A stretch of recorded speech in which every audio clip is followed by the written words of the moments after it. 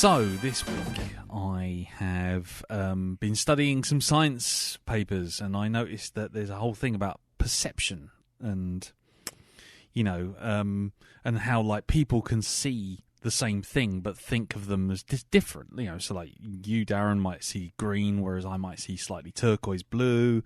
You know, but we both call it green because of the brains, the way our brains work. And then I realised that was just a pigment of my imagination. And then I went onto a diabetes website and it's asked me if I accepted cookies, and I wanted to know if that was a trick question. You've already got number 3 in the chamber as well, haven't you? That's the worrying thing. I can hear that. I know, because I then went on to another site which was about liquids, and I figured out what was heavier, water or butane, because water is of course heavier because butane's a lighter fluid. He's really proud of them. I am. I'm such a low bar, isn't it? It really is such a fucking low bar. Jesus Christ Almighty! So low, even the world's limbo champion has trouble getting underneath that. You love it. There was poetry. There was poetry in prisons. It was called Pros and Cons. Do you know what it's like? It's like being trapped in a fucking room, right, with an Adam West Batman villain. It really is. It's just, yeah. Nice. Anyway, hello everyone. Welcome to Black Dog version 2, episode 104. I'm Lee. I'm Darren. I'm Jim. And I'm Elton this week. Yes, you are. You've moved. You've shifted it. Yes, so this week we're back to normal, back to full strength cast, and yes, we will be seeing how everyone's week's been, seeing if there was any feedback for I Came By, and if there is, we'll read it out, and if not, we'll just move on. And then we move on to this week's movie, which Darren, without knowing it, chose, which was? Nope. That's right. I didn't. Nope. Nope. No. Yeah. How was Derek Akora as you were speaking to him from the spirit world? He was good. He said Sam was speaking to him. He was like, Sam's speaking to me, and he's speaking to Darren, and Darren has said nope. I'm speaking to someone who you might know. Who has he? Have you got a relative who's got a name? There you go. Yes. Are you a medium? No, I'm an extra large. I got a million. I still keeping going. Yeah. So yes, we picked Nope for Darren on Darren's behalf while Darren wasn't here. Yeah, good choice, man. Good choice. Oh, yeah, I'm gonna thank you for that choice later on. Anyway. So, we're going to find out how everyone's week's been, this just to start off with, and we, as ever, will start with you, Jim. How's it been, sir? Fairly quiet for a change. Not being attacked by wasps. No flooding, nothing breaking. That's been quite good. If something biblical hasn't happened, I call that a good week. In this year, definitely. Most of this week, I've been what I refer to as taunting AI. All right, okay. Well, as I'm sure many people have all realised or heard of, there's this new thing of AI art. Oh, God. And there are various kind of apps and websites where you can put in a text prompt and select styles or even sort of add in an image and see what you can come up with. And so I'm going to have a play with this, see if I can break them. I'm doing quite well. It's one of I think the worries that it's going to replace artists are maybe slightly unfounded at this stage. Yeah. He's got a long way to go. Admittedly, I'm using like the Mickey Mouse versions, but even so, it's kind of it's not good at faces, is it? No, can't do hands for shit, and it's kind of But I mean, if you want to make some pretty patterns, and some nice abstract art, where to go? No problem. Yeah, this is it. Pattern textured wallpaper a go. Having said that, I did find kind of sometimes if you keep tweaking the prompt and changing the style, you can get something usable. Yeah. Provided it's something very scenic. Anything involving figures, forget it. Yeah. So you haven't put in things like Nicolas Cage on a bread bin? No. I leave that to the master Danny Davis, who's been pioneering AI baiting for a good while this year. He's become quite adept at it, I must admit. Yeah.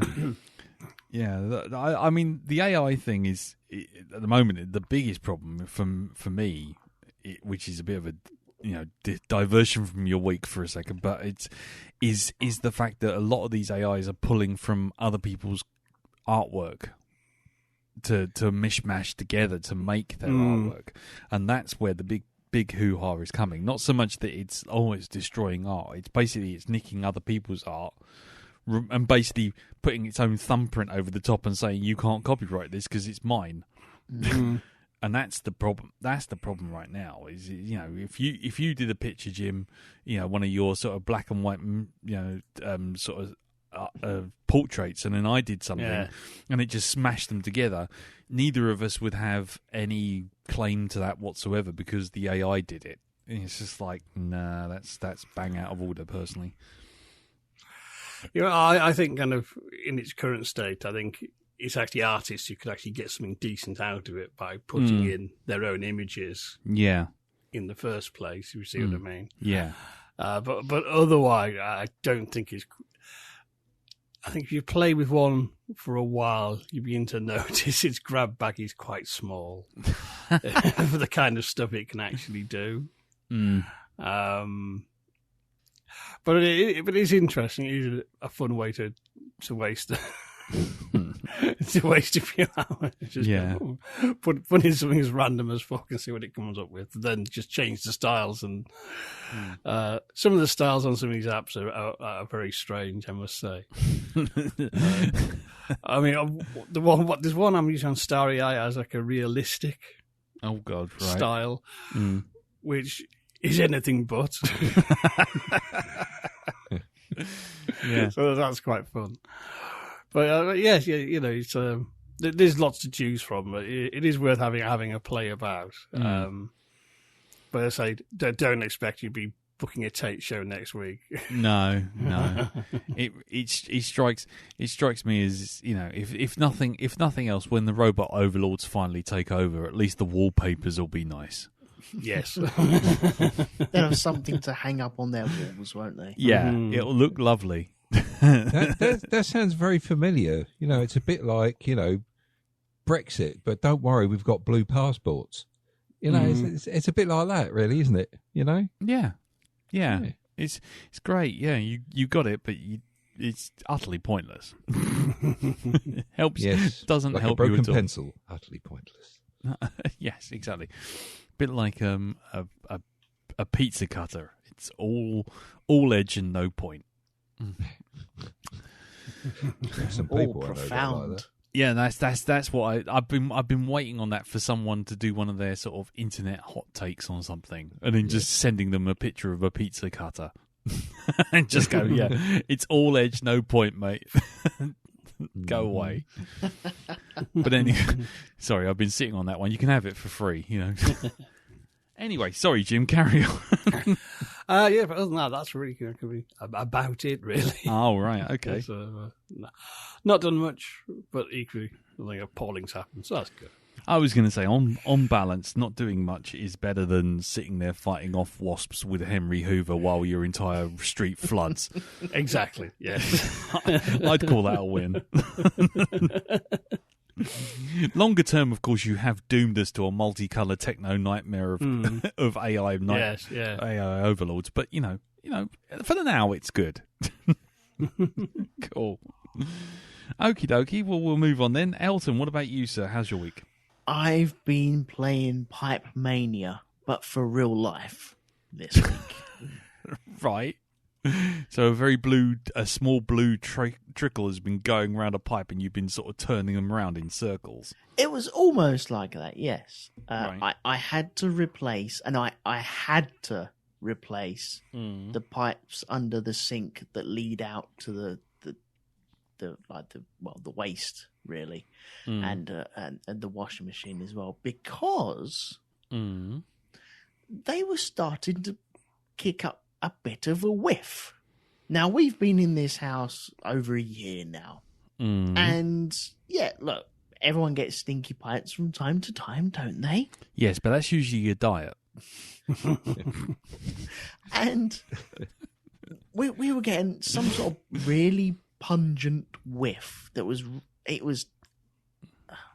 disgusting. It was almost making me gag at points, and so I was like, do you know what? I need to remove all this and just rip it all out and just replace the whole lot. Right. And what I'm going to do, I'm going to send you some photos. Oh no!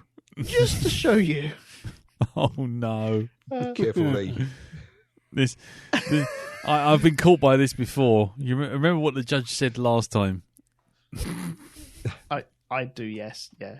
Right, okay, hang on. Let me send you these because these are disgusting. That one there. I will send that there. Good luck. Oh, so no. what I found in these pipes was it can only be described as some sort of funky jelly.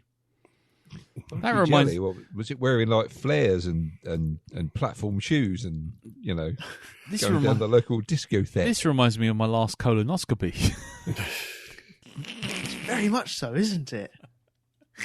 So I thought the actual smell was coming from like a stink pipe or something like that, but we got water traps. Good Lord. And the water traps should stop all the smell from coming back through into your house and up the pipes. And I thought, do you know what? No, I'm just going to have a look at it. I ripped it all out, and I found this weird, funky jelly that had been stuck at the top roof of all of these pipes. Oh. And it was thick, it was wobbly, you poked it, and it just went, and it had resistance to it, and it was a bit mouldy, and it's like, I need to remove all of this funky stuff. You poked it? Well, yeah. What, with your finger? I fucking hope so.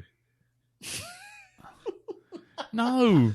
I mean, not with like a stick or some metal item or something that was easily disinfectable. You've literally just poked organic jelly. Well, look, I understand that we've just got out of a pandemic, and this is how pandemics start. Yes. Yeah. This is exactly how pandemics start. Well, at least you got recorded information as to where it has originated from this time. How you did poke it with your finger, didn't you? Can't help but. What? Look, I was up to my eyeballs in muck and bullets getting all these things out. Anyway, you cannot but touch this sort of crap that was in there. No. Look, this is one of them jobs where you just have to grin and bear it, get into it, and pour boiling water down the fucking thing with a ton of bleach, and then get some sort of rotavator, blast it down there. I mean, that was not working for that. That was never going to work for that. No way. So I just decided to rip it all out and replace it all, really. And yeah, there's the pipe mania part of it, because that's fun. Just doing that shit. Oh God, I'm just reading about biojelly. Oh, is it a thing? It's actually a thing. Oh, is it? Yeah. I didn't know that. Yeah. It's a biofilm, jelly-like mold that grows inside moist pipes. Moist. Anyway, mainly drain pipes, but sometimes freshwater pipes too. It feeds on anything from food particles to soap to minerals to shaving cream. There are 3 things you can do: clean out, run a brush down the drain, running water, do a good job, disassemble the drain, clean each piece with a brush and then reassemble. Regularly put some Clorox down the drain to kill any life forms. Oh my God. So take off and nuke the site from orbit. Yeah, life forms. Buy some enzyme cleaner that attacks the stuff. I forget which name, but you can Google it. Put 2 cups down of this enzyme cleaner. Oh my God. And you put your finger in it. Well, I Dude. sometimes you just you need to break a few eggs to make some cakes. Yeah, but I'm not having I a don't cake have around that- your house, not after Yeah. you touch that shit. I don't know if that analogy actually works No, in this it doesn't. situation. But Biofilm. this was, I'm guessing, at least 20 years worth of build-up. It is disgusting. And he was honking when I was pulling it out as well. Did it have eyes? I mean, It may have winked to me a couple of times. Don't look at it. Look at the ground. Look at the ground. Don't look at it. don't make eye contact. As you poked it with your finger. I swear it purred at one point as well. Purred. I'm surprised your finger's still attached. It just, tell me you bleached your hands. I cleaned. Don't worry. It's all No, good. not soap and water. I'm talking about bleached. No, I'm not going to bleach my hands. Why not? Because I got chemical burns last time and I haven't recovered from that. Dare you? Remember when I accidentally mixed stuff together and you went, I think you guys have created ammonia. I was like, oh yeah, maybe I did. Yeah, that's right. Yeah. I can't have any chemicals on my hands now. I react really badly. Oh God. Well, yeah. Okay. Well, okay. So here we go. If we don't get to the AI apocalypse that Jim's created, the colourful AI apocalypse, we're up for another biohazard. Well, think of it as I've created a foe to the AI uprising. This isn't a fucking Godzilla movie. Jeez. Don't just stand there and go, let them fight. And the internet rises up with multicoloured wallpapers that Jim created 200 years ago and fights a blob of jelly out of a stink pipe. That's exactly what I'm saying. Right, okay. Well, on behalf of the human race, thank you, I think. I am so down for all of that sentence you just said. Right. Well, Jesus, biofilm versus AI. Just sell it to Asylum and just leave them be. Let them have it. Yeah, but that was funky stuff. And the next day, man, I felt it on my joints. I haven't been on my knees like that for ages. Hold on, you what? Euphemism. Oh wow, they're all going off. Yeah, they're all kicking off. It's all there. Yeah. Oh God. So have you cleaned the stink pipe, madam? I have replaced it, and we're all good. Flowing clear at the moment. Jesus Christ. And no stink, which is nice. Yeah, I'm going to have a look at that sort of shit that I poured down the toilet. Then, oh, did God. you put it in the toilet? I flushed it down the loo, yeah. Oh. It's like crocodiles never do that. Yeah. They live in the sewer forever. Yeah, forever. Was feeding off the sewer weed that grows down from people who flush their stashes. Yeah, and then Roddy McDowell. This is how we created the turtles, isn't it? Yeah. You Next haven't thing watched you know, that much science fiction, have you, Elton? You know? What's I supposed to This do, is how Darren? the Put shit it in a begins. bag? I don't know, but Burn it with fire. Well, yeah, yeah, burn it with fire. Have you not seen The Blob? For God's sakes, man! The remake even has someone literally pulled inside a waste pipe. Oh, it does, doesn't it? Yeah. Yeah, and you I stuck always- your finger in it. Whenever I think of the Blob, all I think of is it the person in the phone kiosk? Oh, that's the worst. And you see the policeman just go against the window. Yeah, yeah. That's right up there with the movie that we're going to be talking today. For pure, oh God, no. Give me a gun and I'll sort myself out. Oh, But anyway, that was my week. that's good. Must remember to clean my fleshlight. Anyway.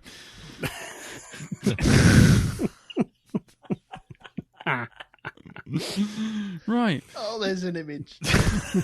Yeah, there you go. I'm not even giving you a Sid for that one to diffuse the awkwardness. I'm just going to move straight on to Darren. Darren, how's your week? Oh, how's my week? Well, there's a question. Well, apart from stuff that I can't really go into, which has been a bit of a emotional thing going on. Let's see. What did I do? What did I do this week? Well, I went back to the beginning of a series called The Boys, and I burned through it within about 2 weeks. I'm up to season 3 now, and it is one of those shows where you go, "Wow, that was pretty bad," and it goes, "You think that was bad? Hold my drink." And just episode 1, season 3, my friend. Episode 1, season 3. I'm going to be watching that soon, and especially one called Herogasm, because if it's anything like the actual graphic novel, or the actual graphic novel that contains that story, then I'm just glad it's not going to be in 3D. So not that will not be good at all. Say nothing. Yeah, no, don't just let it hit me in the face, shall we say? No questions. Careful there. what you wish for. Exactly. Yes. Ah, my eye. No. Let's see, what else have I watched this week?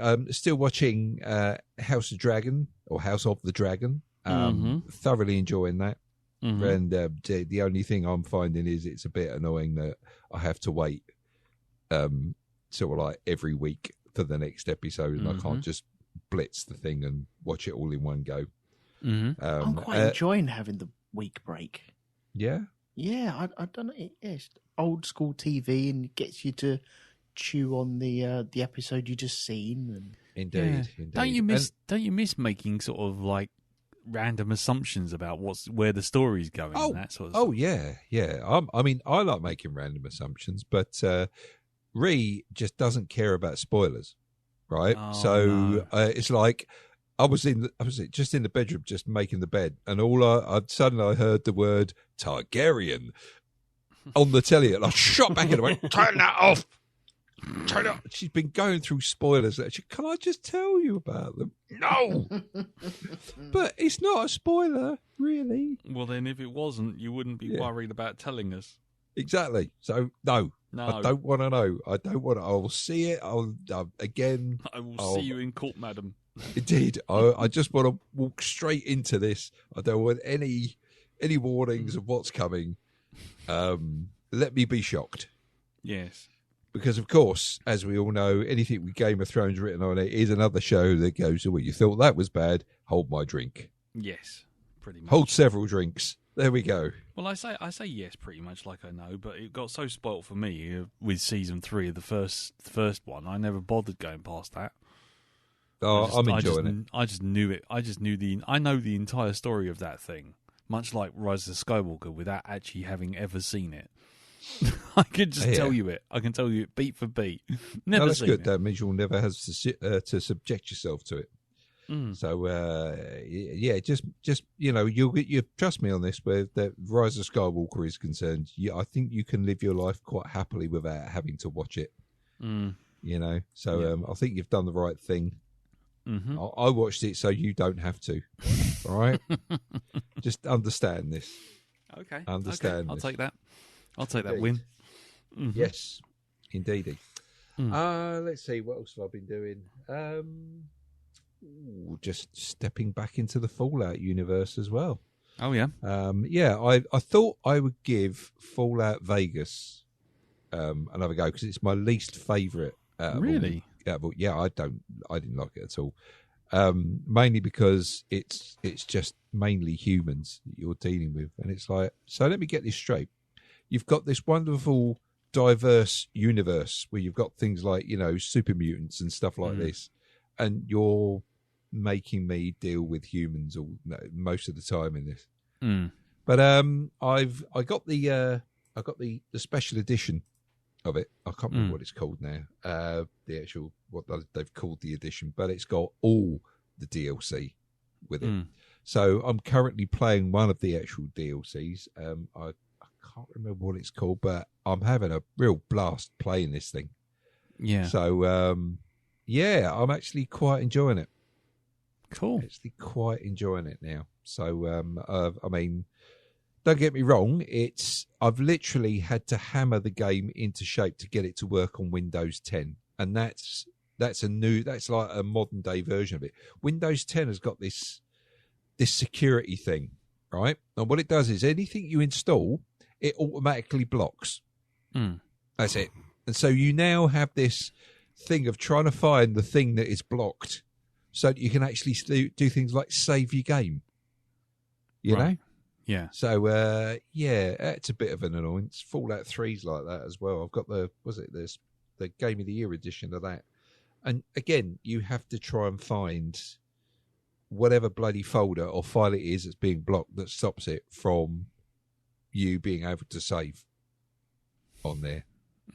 So, bit of a pain in the ass. Apparently, the GOG.com version is very good, and it takes care of all that for you. But if you've actually got a disc version, it's gonna take a little bit of work, right, to get it working.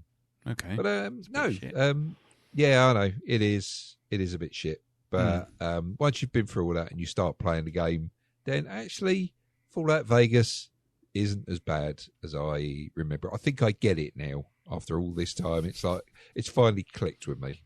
Cool. Well, that's good. Well, there you go. Cool. So that's about it.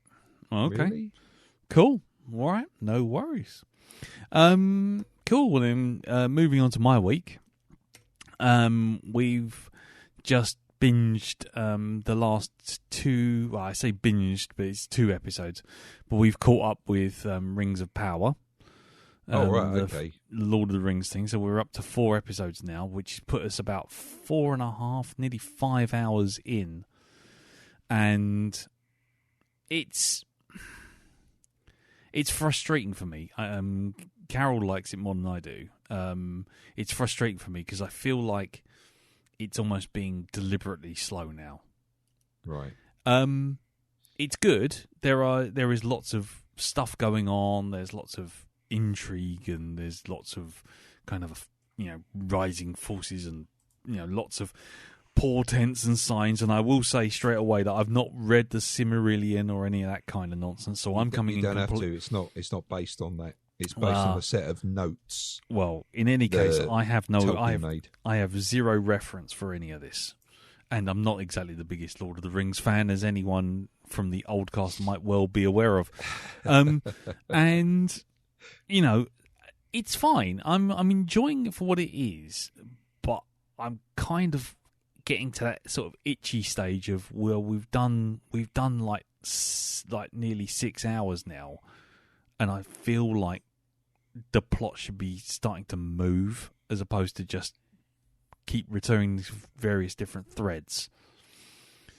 And it's just like you return to a thread and it moves forward like an inch, and you go, right.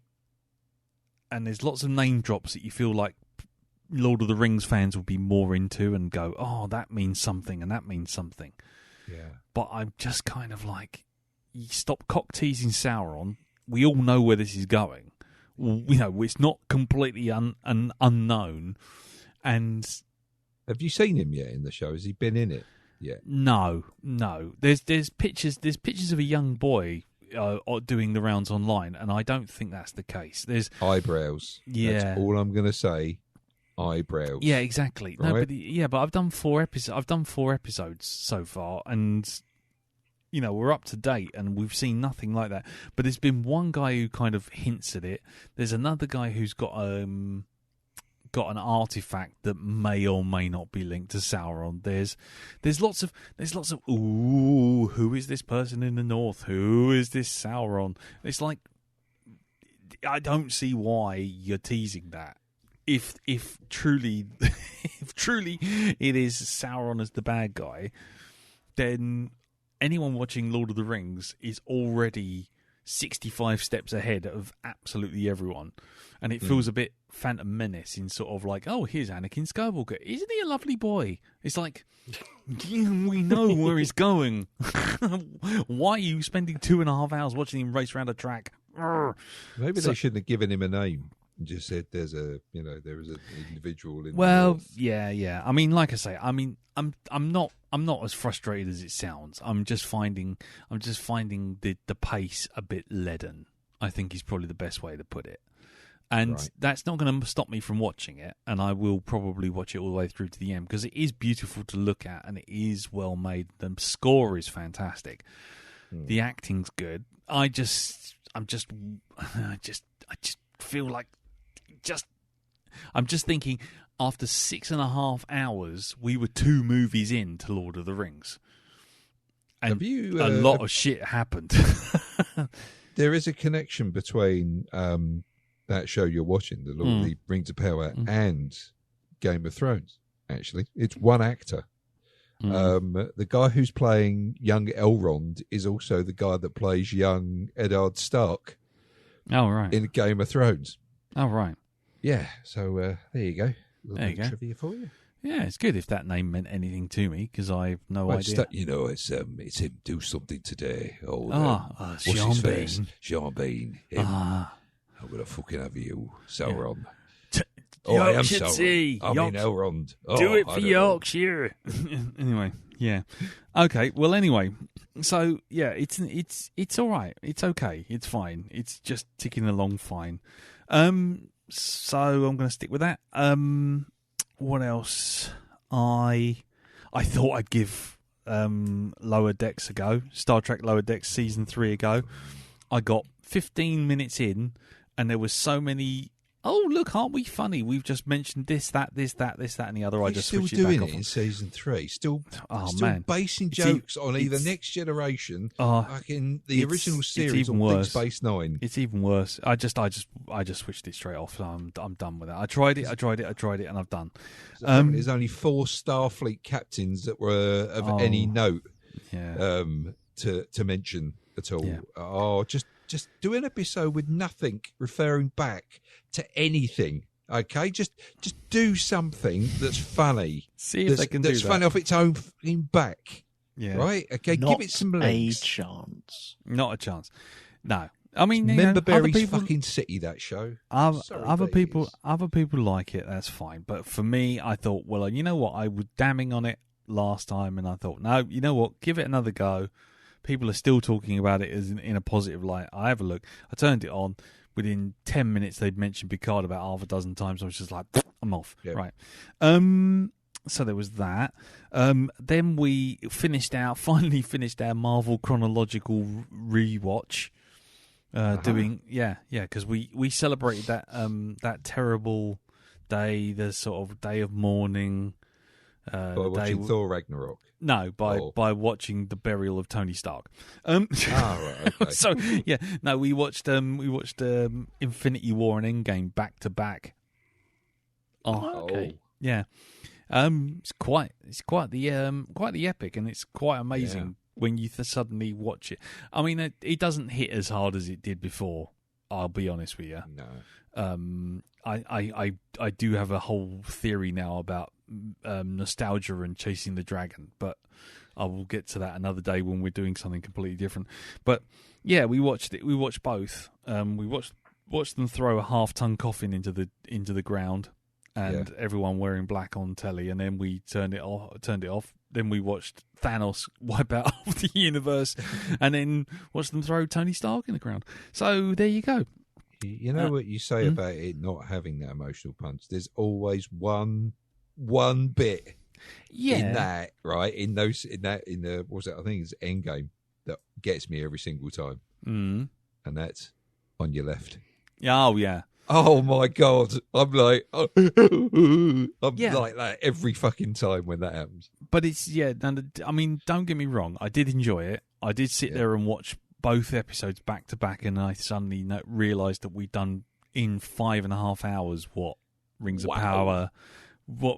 of Power hadn't managed to do in the same amount of time. But the thing is, it's like, I enjoy it now rather than sitting there getting hit with emotional wallops. I feel excited and elated and thrilled rather than, oh my God, they're paying off 10 years of history kind of thing. So it was good. It was good to watch. It's good that you're enjoying it in a different way. That's good. Yeah, exactly. And I think that's something which really kind of struck home. Kind of interesting coming off the back of that, and I put it on Facebook last night, was that we finished Endgame and Lisa went to bed, and then, as I was saying on Facebook, basically I go upstairs and she occasionally throws out little snippets of things to talk about, because we have a little chat. And we're all. Did she regret it this time? Yeah. And the thing is, normally it's good. You go up there, you say goodnight, and she has a little thing, and she comes out with a couple of bits and pieces, and you have a little chat, and then you say, right, good night. And, in the back of my mind, I know she's kind of trying to drag it out, but I also know that she's kind of interested in this stuff. So I'm like, okay, fine. But then she said, because we'd also watched She-Hulk, and even though I'm enjoying it, the special effects on that have really kind of into the ground. And it's like, she goes, oh, well, why is it, the Endgame has this, like, really good special effects, and then everything since then has been absolutely rubbish. Because, like, the laughable floaty head in Thor: Love and Thunder, or, the She-Hulk without any cloth sim, looking like sort of like a sim running around. Yeah. And I kind of knew she was trying to keep this conversation going, and then all of a sudden I went, right, and I started talking. By the time we'd done 2 hours of me explaining how multiple VFX studios take on multiple jobs to keep their head above water, but like the Marvel films are like the prestige films that earn them prestige but don't earn them the money, and then they have so many people they have to hire, and they burn artists out, and the artists don't have unions, so the Marvel people can charge less and less and less, and the effects houses can charge less and less and less, and it's kind of like this constant cycle of burning people up and all this sort of thing. By the time I'd done all that with whiteboards and everything else, I've never seen a kid look at me like, Dad, just shut the fuck up, I want to go to bed. So I'm sick to death of you. In essence, you were there, Always Sunny in Philadelphia meme. With the thing you pointed towards the bits of string all over the boards. Exactly. Yep. I mean, and then what's even funnier is I put it all on Facebook, and then she looked at me today and she went, "You do know I've got Facebook, right?" I'm like, yeah.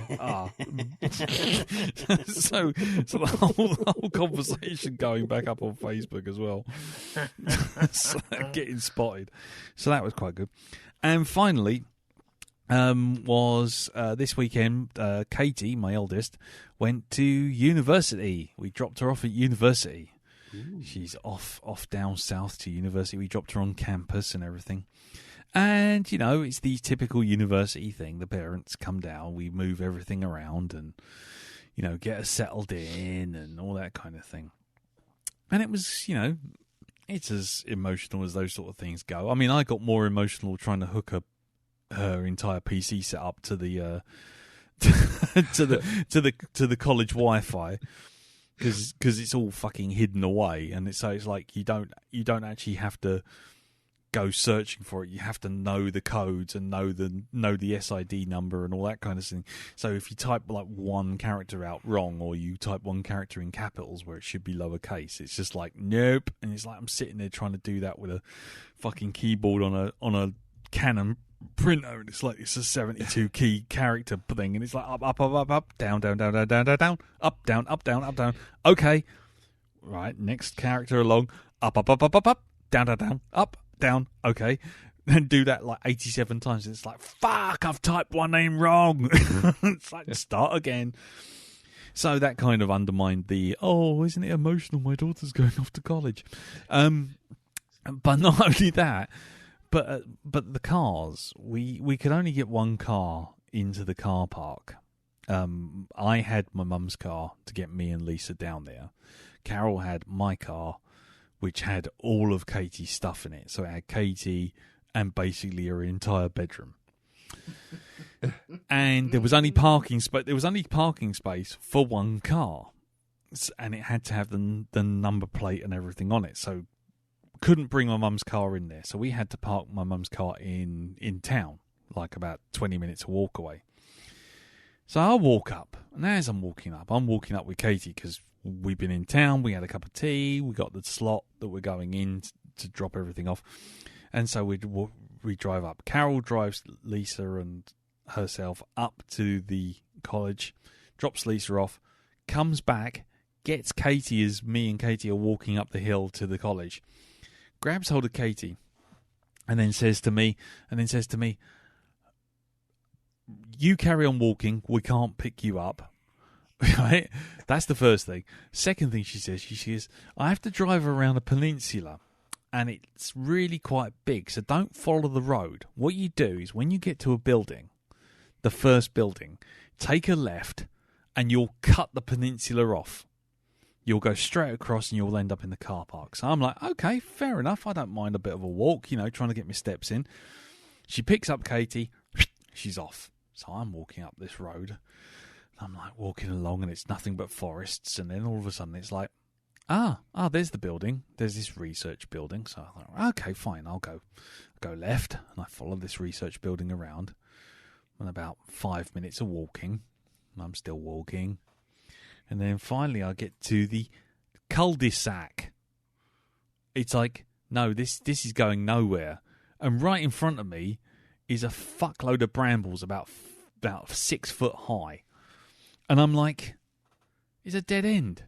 I've literally been walking for like 10 minutes and I've come to a dead end. I could have walked around this fucking peninsula by now. Anyway, so in my I'm not walking back, I'm stubborn as fuck kind of move, I thought, no, bollocks to it. I'm going to go through these brambles. They're thin enough. I'll go through. So I stomp through, and I put my hand through, and I'm going, fuck.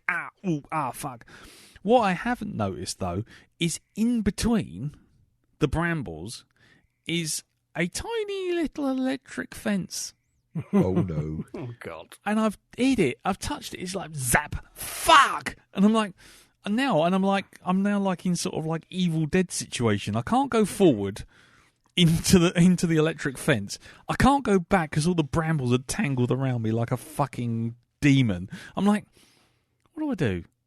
What do I do now? What can I do? Is that where you're recording from? Yeah, I'm now recording to you from a fence, from an electric fence.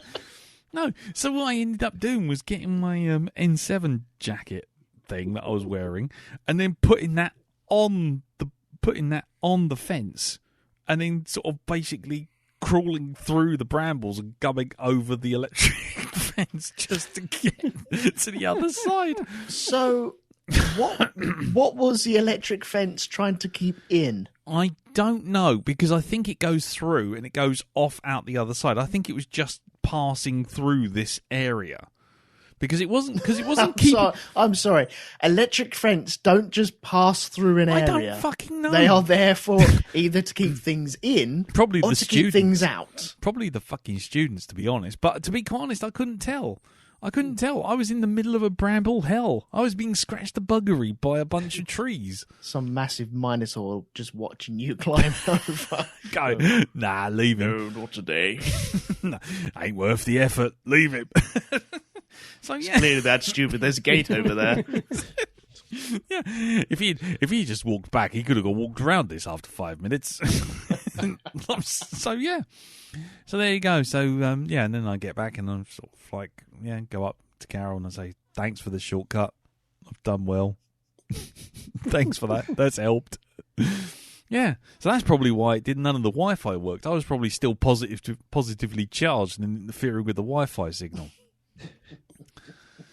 And yeah, that's it. That's been my week, really.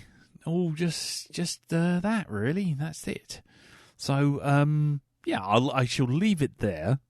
Because I'm sure we've given enough photo information for Martin Thompson to fill out a no context thing for this week. Let's just see if we did get any feedback for the last week's episode. And yeah, we got the tiniest bit of feedback. We got Greg Spalding, who watched I Came By, and he said, just watched it. Not bad at all. Hugh Bonneville can be a lot creepier than I'd expected. Yeah, you got little Mr. Brown looking after Paddington. He's a right dodgy bastard. Yeah. Did you watch it, Dal? No, I want to though. I've got we will be actually watching it at some point. Oh, right. I think you'll enjoy it. I think I'm sure I will enjoy it. Yeah, I'm seeing a lot of good reports. Yeah, it was very good. Well, you can listen to 2 podcasts on the subject, mate. Oh, I certainly can. Yeah, One's a lot better than the other. Both involve Jim. Jim's one's better than ours because it's a little bit more. It's a lot less scatological. I think it's easier to say. Safe to say. But anyway. So there you go. So yeah, but then as ever, if anybody has any feedback on anything, be it brambles, fleshlights, jelly that's in your plugs, just let us know. Send us feedback into feedback@blackdogpodcast.com or jump on the Facebook group, facebook.com/groups/the Black Dog Podcast. Oh, we did get one other piece of feedback. The person of which will remain anonymous. But last week, what I also did was Masioki. And I did Masioki on the day that the Queen passed on. Right. And I did mention that they did actually play Queen at the Masioki.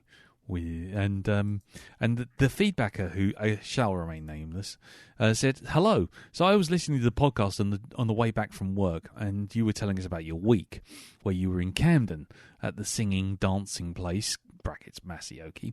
You said they played a song from Queen. Did they play Another One Bites the Dust? Just wondering." Oh, Who wants to live forever? Thank you, anonymous person. Sorry. I have so many things I wanted to say about that. But anyway, I shall not, because I'm sure there are people here who are deeply affected by the events of yesterday. The funeral.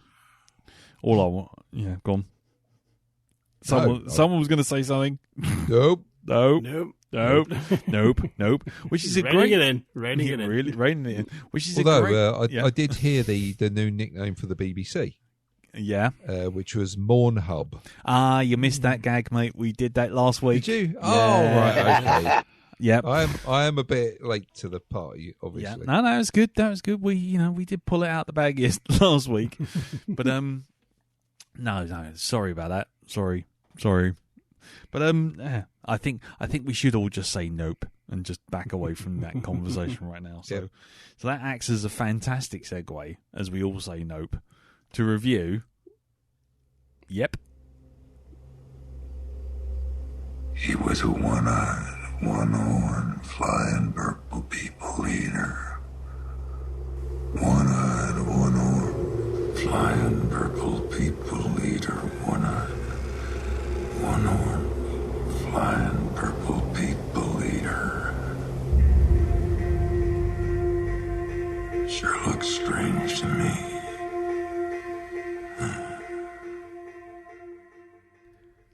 Right, so Nope is a 2022 American science fiction neo-western horror comedy film. I think that just about covers everything but romance, doesn't it? I think so, yep. Written, directed, and co-produced by Jordan Peele under his Monkey Paw Productions. Monkey Jaw? What the hell's going on there? It stars Daniel Kaluuya. Kaluuya? I'm doing well here, aren't I? Is it Kaluuya? Kaluuya. Not Kaluuya. Not Kahlua, because that's a drink. Keke Palmer as horse wrangling siblings attempting to capture evidence of an unidentified flying object. Or, and, let's be a little bit clever here, a nope, not of planet Earth. Oh. There you go. Right, okay. Appearing in supporting roles are Stephen Yeun, Michael Wincott, with the graveliest voice in the entire universe. You go away now, horse girl. And Brandon Pera as the most over-enthusiastic person who's ever worked at an electrical store ever. Peele officially announced his then untitled third directorial film in November 2020, and Palmer and Kaluuya were joined in 2021 in February. Stephen Yeun was cast next month, and Peele revealed the title in July 2021. Filming took place in 2021 during the fall in Northern California, and wrapped in November. So not very long at all. It was also... this is not in the wiki, but it was also had some novel way of filming day for night. Actually filming at night, but a lot of people thought it was day for night, but it wasn't. Anyway, just a little something I'd go into if I had the time, and I knew that people weren't going to snore and fall asleep. Day for night. Yeah, day for night is a thing that VFX people do, which is they take a daytime and then they put a filter and several sort of like adjustment layers over the top, okay, gotcha. so that everything looks like nighttime. Yep. But you can always normally tell because you've still got glints of sunlight off of people's hats and stuff like that, so it doesn't look like moonlight. Mm-hmm. But they actually filmed at night, and in certain scenes using a specialized camera. Right. And like I say, I wouldn't go into it too much, but it looked so good that people actually thought they'd done a day for night thing. And that's it. I'm not going to say much more than that. Beyond, we're going to have the review. We're going to go around the table. I know that we picked for you, Darren. So you want to just go in your normal place, or do you want to go last? I'll go in my normal place. Okay. I have seen this before, by the way. So, Yeah, I was going to say we've all seen this before, haven't we? Mm-hmm. Yeah. Cool. Yep. Okay, so we'll just go around the table then. But before that, I will just say we'll go around the table, no spoilers, and then once we've done that and we start discussing it, spoilers ahoy. So just bear that in mind. That's all I'm saying. We'll give you another spoiler warning when we get to it, but yeah. Here we go. Right, so let's go around the table, find out what everyone thought of it, and we'll start with you, Elton. Just generally? Generally, I really enjoyed this. Mm-hmm. I think the second time around I wasn't enjoying it as much until we got to maybe like the third act. Mm-hmm. But still thoroughly enjoyed this. There's things I do want to ask about Mm-hmm. as like references and stuff like that. It's a film littered with things in the background that kind of come back round to help at the end. But it's fun noticing these throughout the movie, and I think the humour used through it as well is just genius. Yeah, really. That's all It must be dead. No spoilers, no spoilers. Sorry. But yeah, I think it's great humour all the way through. I think the acting is great. No spoilers yet. No spoilers. I won't dive into it. I really enjoyed it. There you go. Cool. What do you want from me? All right, bloody hell! That's good. Stop shining the light in my eye. God damn it! How many lights are there, Elton? How many lights? Right, okay, then Jim, over to you, sir. What did you think? I really enjoyed this second watch for this. I think knowing the shape of the story and the elements, I think for me, second time, I think it all fitted together a lot better. No, they fitted together badly first time round. Yeah. But the second time round, I had, shall we say, more ideas of what it was actually about. Yeah. So subtext-wise, not narrative-wise, but you know what I mean? And kind of got what, there's always like, a massive, just a Easter egg, but a stack of sort of Easter egg of ideas in a Jordan Peele film. And the first time, I think I was just kind of like, what the fuck am I watching? Whereas this time I could actually start, joining dots and playing the imaginary games he wants you to play. Yes, that's good. Yeah, cool. Okie dokie. Darren, what about you? Oh, yeah, I really love this film. I think I get Jordan Peele's way of doing things now. The second film in his trilogy, I had a bit of a problem with, but on about second viewing, it all fell into place. This one fell into place. I really love the the sort of like the feel of his films. Mm. This is the sort of thing that, I mean, you know, M. Night Shyamalan Ding Dong.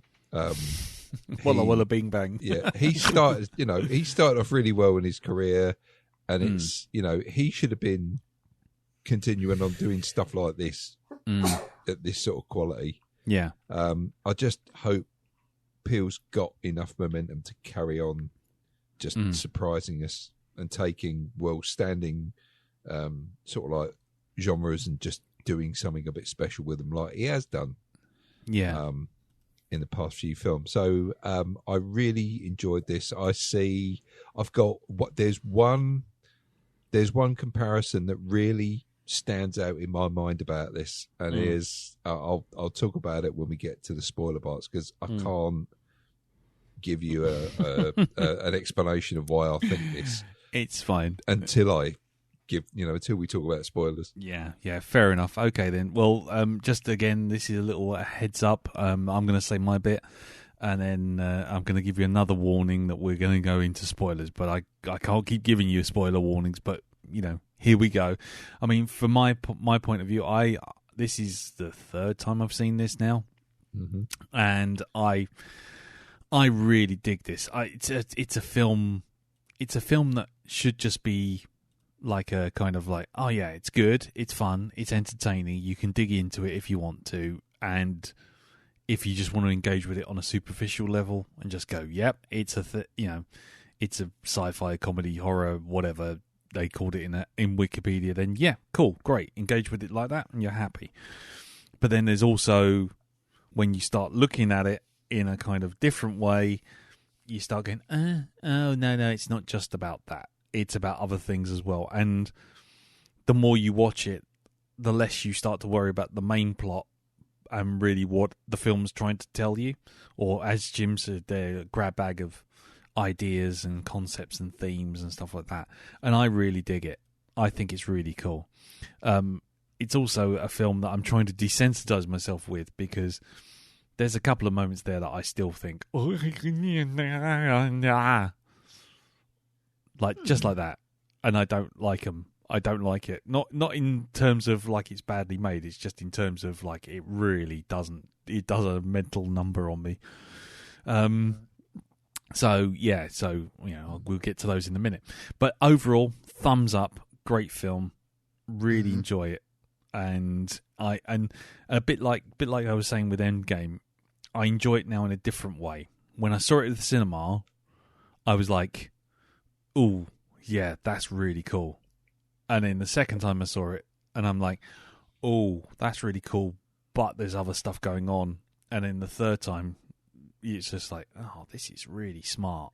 This is really quite smart," and lots of references and cine-literate nods and all that kind of stuff. So, yeah, thumbs up for me. Right, so that's our general thoughts. If you have not seen Nope, if you have not seen it, and you have any intention of seeing it, then my advice to you going forward is to stop this podcast, go and watch it, and come back and listen afterwards. Because I'm sure you'll have bags of ideas and bags of thoughts, but it's better to come at them with your ideas and your thoughts rather than listening to us four all coming out and pulling out our tinfoil hats. So, yeah, my advice to you is stop now, go and watch the film, come back to us. It's still in the cinemas. It's on YouTube for hire for 14 quid. Those of you in the States, it's on Amazon Prime. It's you can definitely see it. So go check it out first. Okay? So there you go. Spoiler zone coming in 3, 2, 1, and now you've only got yourself to blame. Here is the foghorn. Right. So there you go. So let's get started then. Right. So where do you want to start? I guess is the question, because I mean, we can talk about the general plot. Do you want to just do that? Just generally, how do you feel it went? Because one of the many criticisms, because this film has been divisive, I will say that, is that the plot's a bit leaden in terms of its pacing. and we've now all seen it at least twice. Yeah. So let's start with that. Let's start with the basics. What did you think about the pacing and the plot in and of itself? Jim, do you want to go first, or do you want to have a crack at it? Yeah, I mean, I think kind of this is the kind of opening gambit. I think is very canny with the sort of rain of objects, and I think that just does put a hook in you to get you through sort of the first act, which is kind of like, okay, where are we going with this? Where is this going? Yeah. But you also have the very, very opening to the Gaudy Party Massacre. Yes. As well. Because how's this going to fit? Oh, God. But I think there's enough sort of humour and intrigue in that opening act. And if you've seen a Jordan Peele film, you can, all right, this is all, it's going to go somewhere, and this all means something. But it does seem to take a bit longer to get to the action of these previous films. I don't think this is probably his most accessible movie in that regard. But having said that, I'm not sure, that doesn't necessarily mean it's a weaker movie.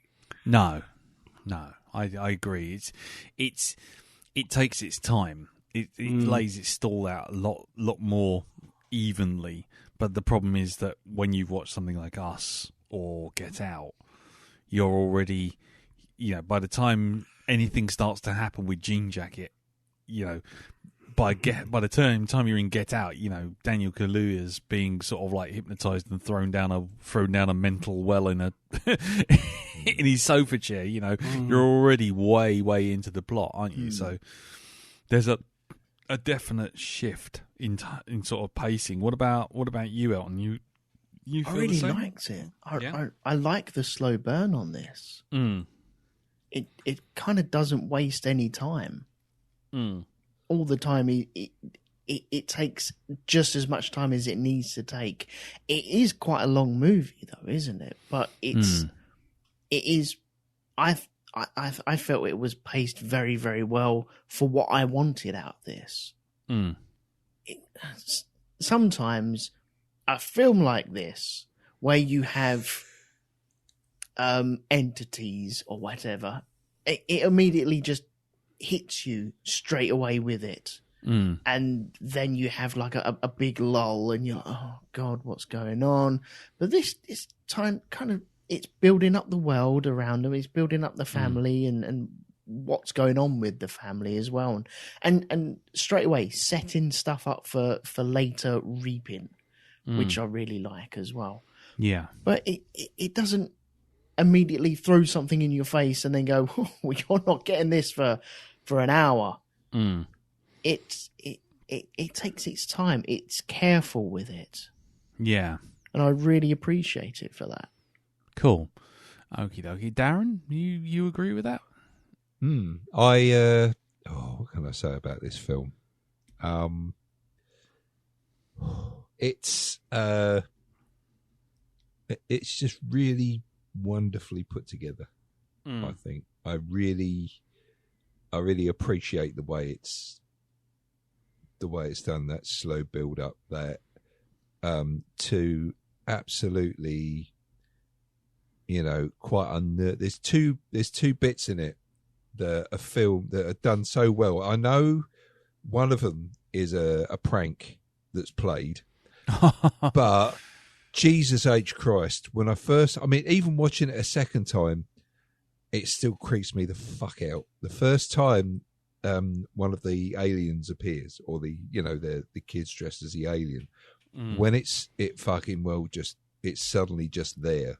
Yeah. And then there's the second one, and then of course it's the third one hanging upside down, punch which in the nose, fucking clocks one, right on the snot box, bang.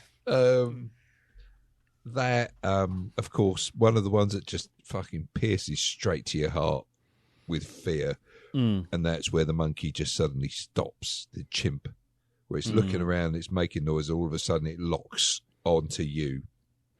It's like it locks onto you, and that is like, fuck. Yeah. Well, even though I'm not there, you are like, fuck. I've been spotted. Yeah, that. Gordy's home. Oof. Just that. Oh man. Yeah.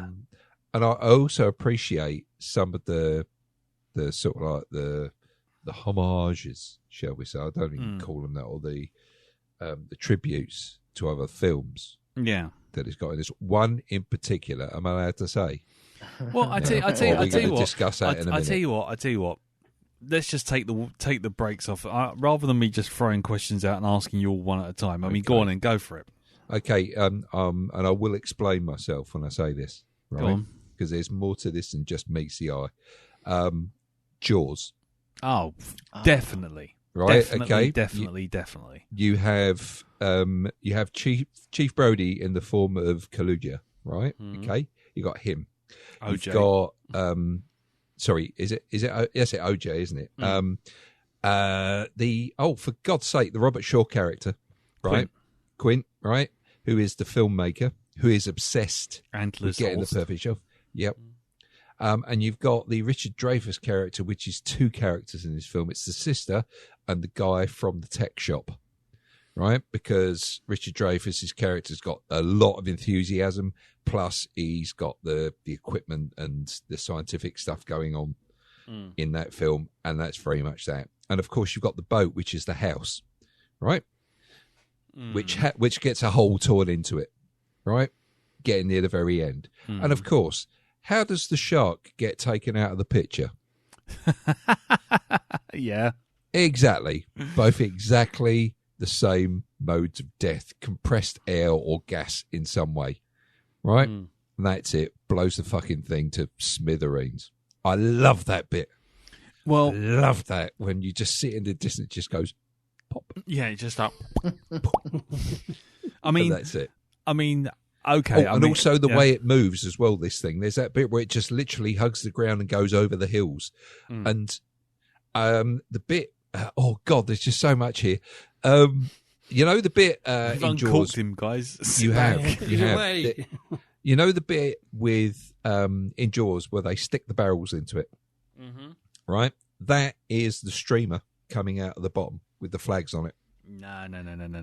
That, to me, that is because it's the thing. It can't get rid of it, right? It's stuck, so you can spot it.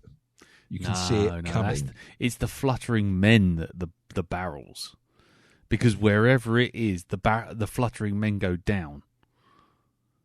And there's that whole thing of they know where it is because all of a sudden you see all the fluttering men suddenly drop. Yes, there is that. So it's the same as when they're singing "Show Me the Way to Go Home" and you can see the barrels coming in going beep beep beep beep, and it's that same deal. Yeah. Oh, and the mayor of Amity Island is Stephen Yeun's character, because there's this thing that's really quite nasty that he's, oh no, don't worry about it. Look, this is a show. This is a show. Come and enjoy this show. This aliens here, this attraction. All right? Come and enjoy the show when it fucking well turns around and kills loads of people.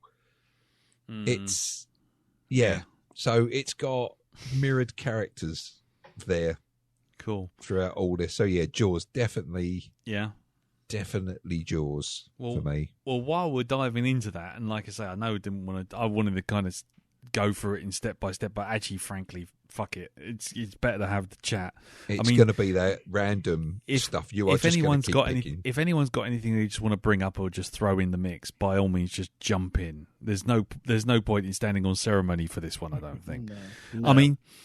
I mean, Elton. I mean, you were saying you had things and references you wanted to ask, but you didn't want to say it on the non-spoiler section. So go for it. Throw it out. Well, it was about the chimp. Oh part yeah, right. Go on. Of everything and how that actually works its way into the film, and I'm guessing it's about controlling animals and being out of your depth, trying to control animals. That's what I think that the film is trying to say to me, anyway. Where they have this chimp on this TV program, and it gets spooked by the balloons that pop, and then it just goes absolutely bonkers and murders and kills at least 3. No, it doesn't kill the woman because she turns up at the viewing, doesn't it? It kills the mum and it kills the dad. No, it doesn't kill the mum. Yes, it does. No, because she's at the viewing of no. Thing, The one who's at the viewing is the daughter. Oh, is that the daughter? Oh, because okay, she's actually got her own original face on her T-shirt. Sorry, when you see her in the stands. I thought that was the mum. No, it's cool. It's cool. I thought that the first time around as well. So don't worry, you're not alone there. But it seems like you're trying to control an animal which is one moment or one thing away from going bonkers. And that's what Stephen Yeun is trying to do. He thinks he has control of this thing. He thinks it is aliens and they're coming down, and that's why he has his kids dressing up as aliens and stuff like that and trying to sell alien merch, where really he doesn't understand the situation of this thing actually being a thing. And he thinks he's in control of it. He wants to buy the other yard because he wants to turn this into a big dome where he can sell millions and millions of tickets to people to view this thing coming in and out of its thing for a feed on a horse every now and again. Yeah. Oh, no. You don't have control of this. Don't have control of this whatsoever. And I'm guessing that's what I wanted to ask. Am I thinking in the right direction with that, or am I totally off of that? Go on, Jim. Do you want to have a crack at that? Because I've got thoughts, but I might end up agreeing with you. So rather than you go for it first, and I'll chip in. Okay. Well, look, there's two. Well, for me, there's two things with Gordy's home. Firstly, as you say, it's the Jurassic Park thing, which is another reference that runs throughout the film, which is just because you can, just because you think you can put a goat out and a T-Rex will eat it for the audience, it doesn't mean it will. It's a creature; it'll do what it wants, and so there's that. So there's that whole aspect, which is pretty much what you're saying. But the other thing is the reference to the fact that Gordy. I nearly said Geordie. Geordie the Forge, the engineer of the Enterprise. No. Geordie Lenope. Yeah, Geordie Lenope. There's a couple of things else going on there, which is that Gordy himself doesn't attack Stephen Yeun's character because Stephen Yeun can't look it in the eye. Yeah, because of that veil. Because the veil. So there's there's a whole thing about being observed, of wanting to see, that whole sequence and that repeated going through the sequence feeds into a bigger theme, which is essentially about spectacle and what our desire to see the most horrific things. But when you see those things, it changes you. And sometimes you're so yearning for it, you'll you'll put yourself in the worst situations just to see them. A good example, that poor sod who filmed an avalanche for coming straight at him from a couple of weeks back. Yes. But you know what I mean? It's miles away. It's fine. It's miles away. It's fine. And then 2 seconds later, he's like, "Oh fuck!" And then you see him sort of dive down behind a rock. And it's, but that's essentially another one of Nope's big themes, which is that Antler's Holst wants his fucking magic hour shot. Stephen Yeun wants his big spectacle. All the people want to see something that they really shouldn't be seeing. And with Gordy's home, the dad comes down. He looks at the monkey, and as soon as he looks at the monkey, that's when he's doomed. And Stephen Yeun's character doesn't look the monkey in the eye, and that's how he's saved. But he doesn't. I like that is referred later on by putting the fly muzzle on the horse. Yeah, as well. Exactly, and Also, that refers to the thing like with the HDR eyeball at the beginning with the VFX, when the guy turns it round from dull version to shiny version, and it goes in the eye of the horse. But also in the way that they show you Gordy's home, because when you see all those sequences, what's your first? And be honest, all round the table here, the virtual table. Be honest with me. When Gordy chases the dad into the other room with the swinging doors, and also when he's attacking the mum, are you not somewhere in the back of your mind going, "What's going on in there?" Mm-hmm. I want to see. But that's the point. If you saw, you'd be in deep shit. Yeah. And it's you as an audience member. It's the film's kind of condemning you as an audience member, going, yeah, you really want to see this shit, don't you? And that's what the film's telling you off. Well, but again, it's also playing kind of the William F. Nolan knock at the door scenario. Mm. You say science fiction writer William F. Nolan, he described the problem of showing things as you build up suspense in the story, it builds up, there's a knock at the door.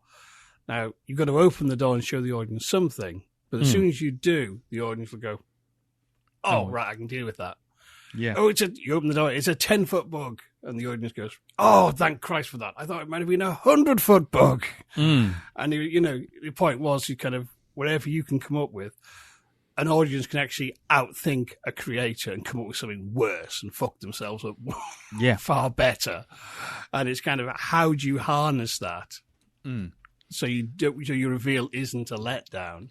Yeah. And that Gordy's home scene, it has two genius moments of that where it relies on one on sound and one on an image. Yeah. And that's when he clambers up onto the sofa and there's whimpering and he goes back down and slaps her about a bit more. Yeah. And the noises you hear are far worse than anything you could have been shown. Yeah. And when he goes after the dad, the visual thing that's genius is just the big bloody handprint on the swing door. Yes. That's exactly it, isn't it? And then you sort of you hear the thud, thud, thud, and then it's pause and it's like thud, thud, thud, thud, thud, thud. And all you can hear is this body just slowly turning from solid to mush. Yeah. May I ask then, what is it with that magical shoe that is just balancing there then? Again, go on. Someone else jump in because I'll just keep doing it because I'll just keep storming in. I don't know, but he's got it on display in his little museum. Jim, I'm not sure about the shoe. I'll be honest. Oh, okay, cool. Because I've seen something referring it to something beautiful happening during absolute chaos. It's but I can't really work it out. It's to me it's a representation of the thing that OJ says when he's standing on the porch when he's first seen Jean Jacket, which is there such a thing as a bad miracle? And essentially for Stephen Yeun's character, for Dupe, that shoe standing upright is just a random event. But what it is it's something for him to focus on. It's a talisman. It's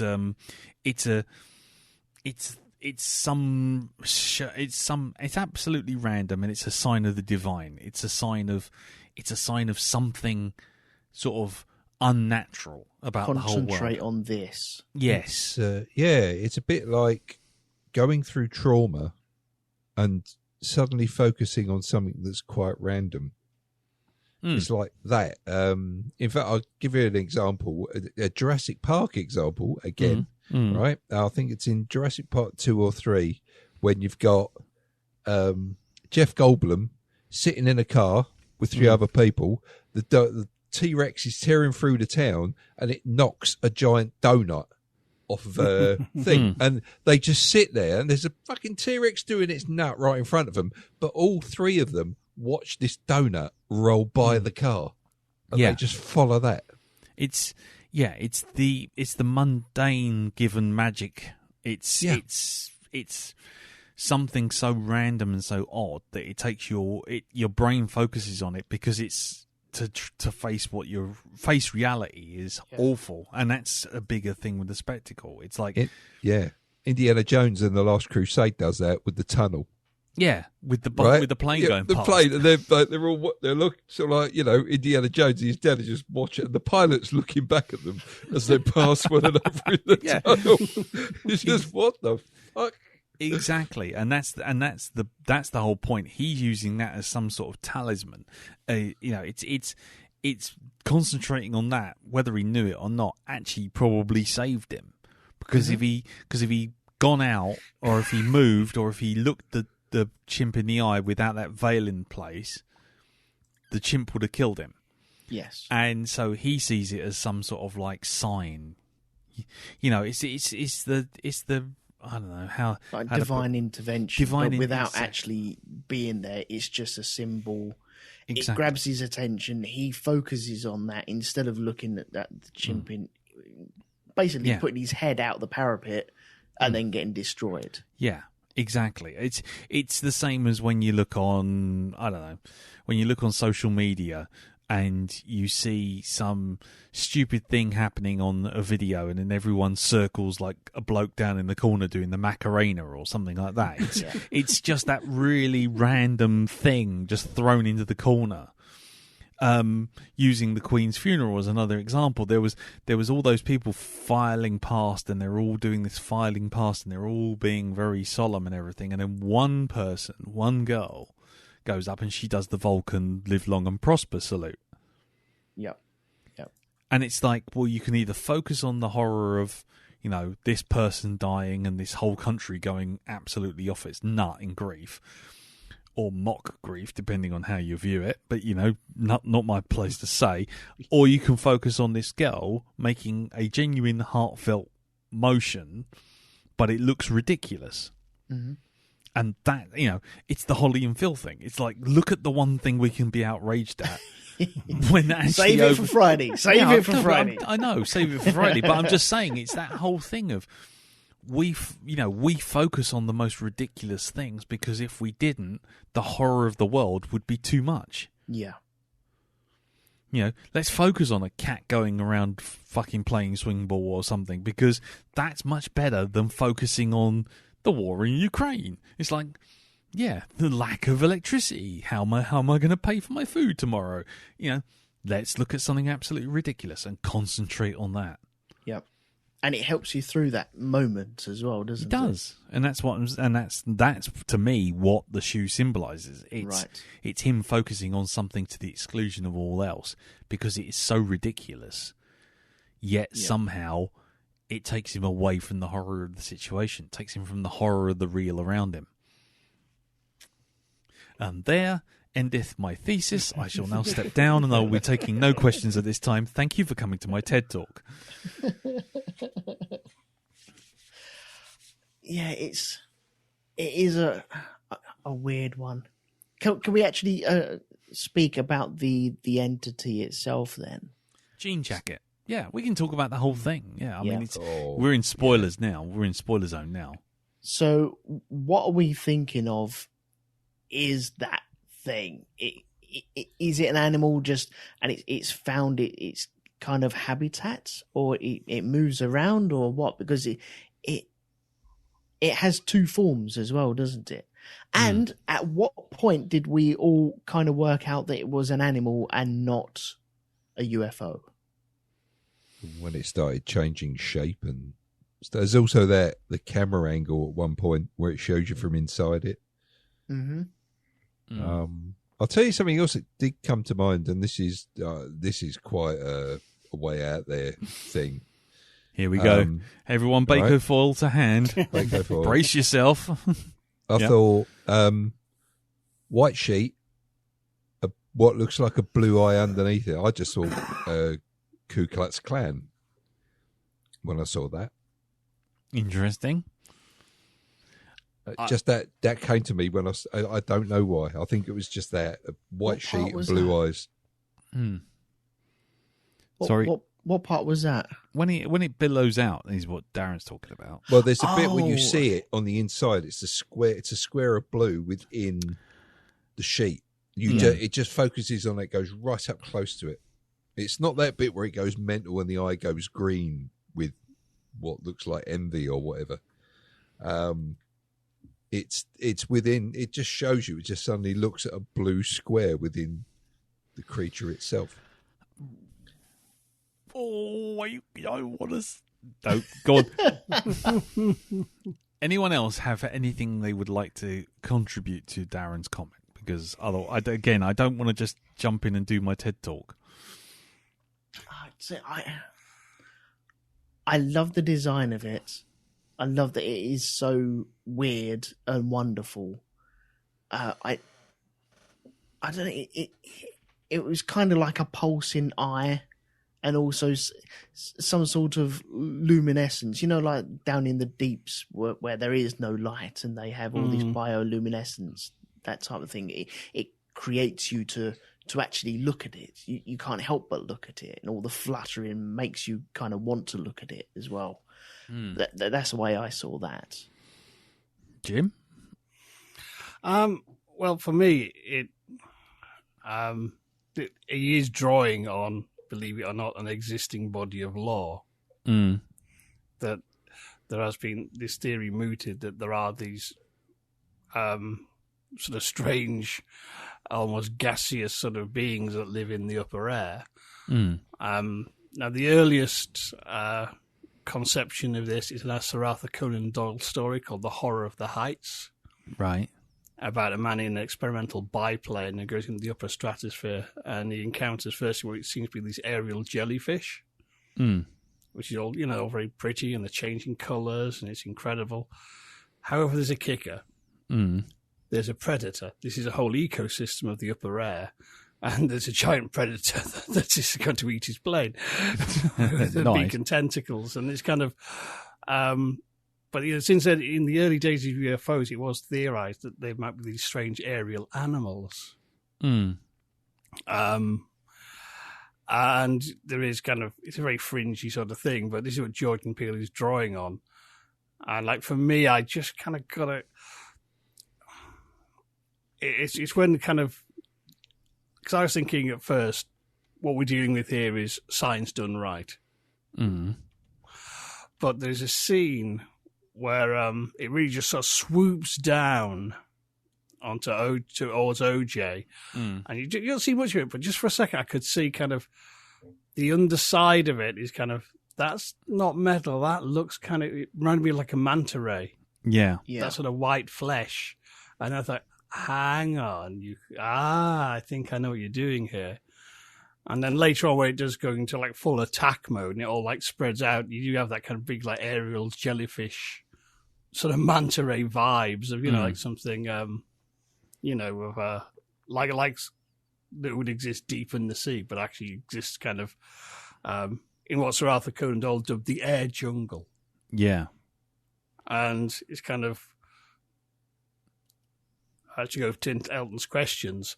I mean, my impression, especially second time, is predators need territory, and I think this is a young one.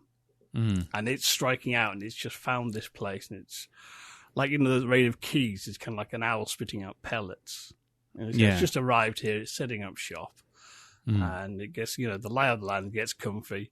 It'll feed for so long, they'll probably move on elsewhere. And they probably always are moving, and they've always been here. Yeah. I mean, yeah, exactly. It's that whole sort of it continually shits on the house. It's in the case of poor old Keith David, he just got shat on by a key from a great height. Whereas, once it had a big old decent meal, it shat the entire contents of Jupiter's landing straight on top of the house. Yeah. So there's lots of stuff like that, and you can see that in the way that OJ kind of observes it. Once he figures they're not looking at it, that's the kind of key when you kind of go, oh, hang on. And that's also the key to the Gordy's home thing. I mean, the one thing I would say with the square internal view thing, and this is my tinfoil hat moment. Mm-hmm. So please put all trays in upright position. But is that that's firstly, that square thing is the viewfinder of a camera. And Right. it again goes back to the whole thing of spectacle, of seeing things you really don't want to see, and seeing things you don't understand but you still want to see because curiosity killed the cat. Really, it's that's kind of it. And so there you are, looking through this kind of big camera viewfinder, which is the alien, and you're still sitting there going, God, what is that? And what is going on in there? And what's happening? And then it decides to show you. And you think, I really wish I hadn't seen that. I really do. I really could live my entire life without seeing people being digested using peristalsis up a tiny sort of like tube while they're screaming and being digested by some nodule thing at the top. And I really could do without that.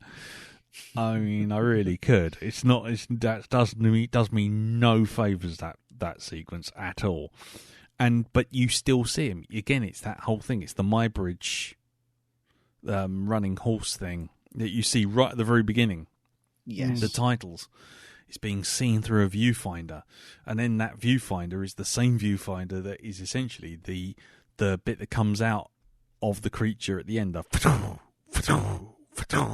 And it's that shape is the viewfinder. That shape is a camera lens. It's exactly the same as Holst's gated lenses, Like an aperture. Yeah. And that's the whole point. When you suddenly see that gated lens or that aperture, and you see all the people flying up past it, and it's that whole thing of you see it and you go, I want to see more, and then you regret seeing more. Because it's got right, okay. You're obsessed with spectacle. You get hold of it. But also, and this is where my tinfoil hat comes flying in. But just recently, on like your Instagrams and your Pinterest and all that kind of stuff. You're sounding your age, mate. Yeah, I know. Your Instagrams. Your Instagrams, your Pinterest, and your Facebooks. and your Spotifys. But your hibbity hop. Yeah, you and your rock and rolls. But is the whole thing that I've seen it a lot on Reddit on concept art, is that people seem to be getting into this concept of angels, what they really are if you looked at them in the Bible. Do you know what I mean? Of this kind of billowing, humongous thing with a big central eye, and it fills the screen, and it's this huge billowing thing. And suddenly you go, well, okay, if Jordan Peele's drawing from any of that reference, then it adds further, because it adds further to the context of where these things are and where they came from, because they may have been around for millions of years. Mm-hmm. And, and whole religions built up around them, because angels come down and raise you up. Yeah, they do, yeah. Lift you up to the sky. And like the rapture. Yeah, exactly, the rapture. Yeah. And you're looking up. And, and it's those people who look up that ascend. And those people looking down to hell, they don't go down. They don't go up. They stay there. They don't get raised up. And it's suddenly like, oh, okay, well, maybe they didn't look up, not because they weren't being very pious, but actually because, frankly, they'd figured it out. Sorry to just poke a hole in that theory, but... Yeah, sure, no, go for it. The idea of lifted up by angel, that's relatively recent. The word angel means messenger. Yeah. That's cool. There was no taking people to heaven back in the Bible. No. They turned up with God's enforcers. They destroyed the Garden of Eden. Yeah, absolutely. Yeah, actually, where people get the idea they're peaceful and loving from, I do not know. But because the ones in the Bible are fucking terrifying. Yeah, exactly. Frankly. Yeah, well, that's what I was going to say. It's not something you'd particularly want to encounter, if I'm honest. But like I say, I've just seen a lot of concept art just in a long. I don't know what it is. There's been a phase, or if there's something to do with some other manga or something. I don't know, but it just seems like there seems to be a lot of this whole thing of kind of like big floaty eyes and big billowy wings, which aren't just wings, but they kind of billow out in every direction in this kind of weird, surreal tableau of geometric shapes with eyes and holes in them. And it's just like, It's not Macross, is it? I don't know. I mean, it's either that or it's the other manga, the one where they do fight something called the Angels. They call them Angels. I don't know. I'd have to Google it. I'll be honest with you. I mean, I don't know. Does anyone want to Google it? Manga/Angels, but I'm pretty sure what the inspiration is a passage in the Book of Ezekiel, which describes these weird geometric sort of wheels and shapes as a vision of angels. I think that's probably the root of it. Where there's some manga, God knows.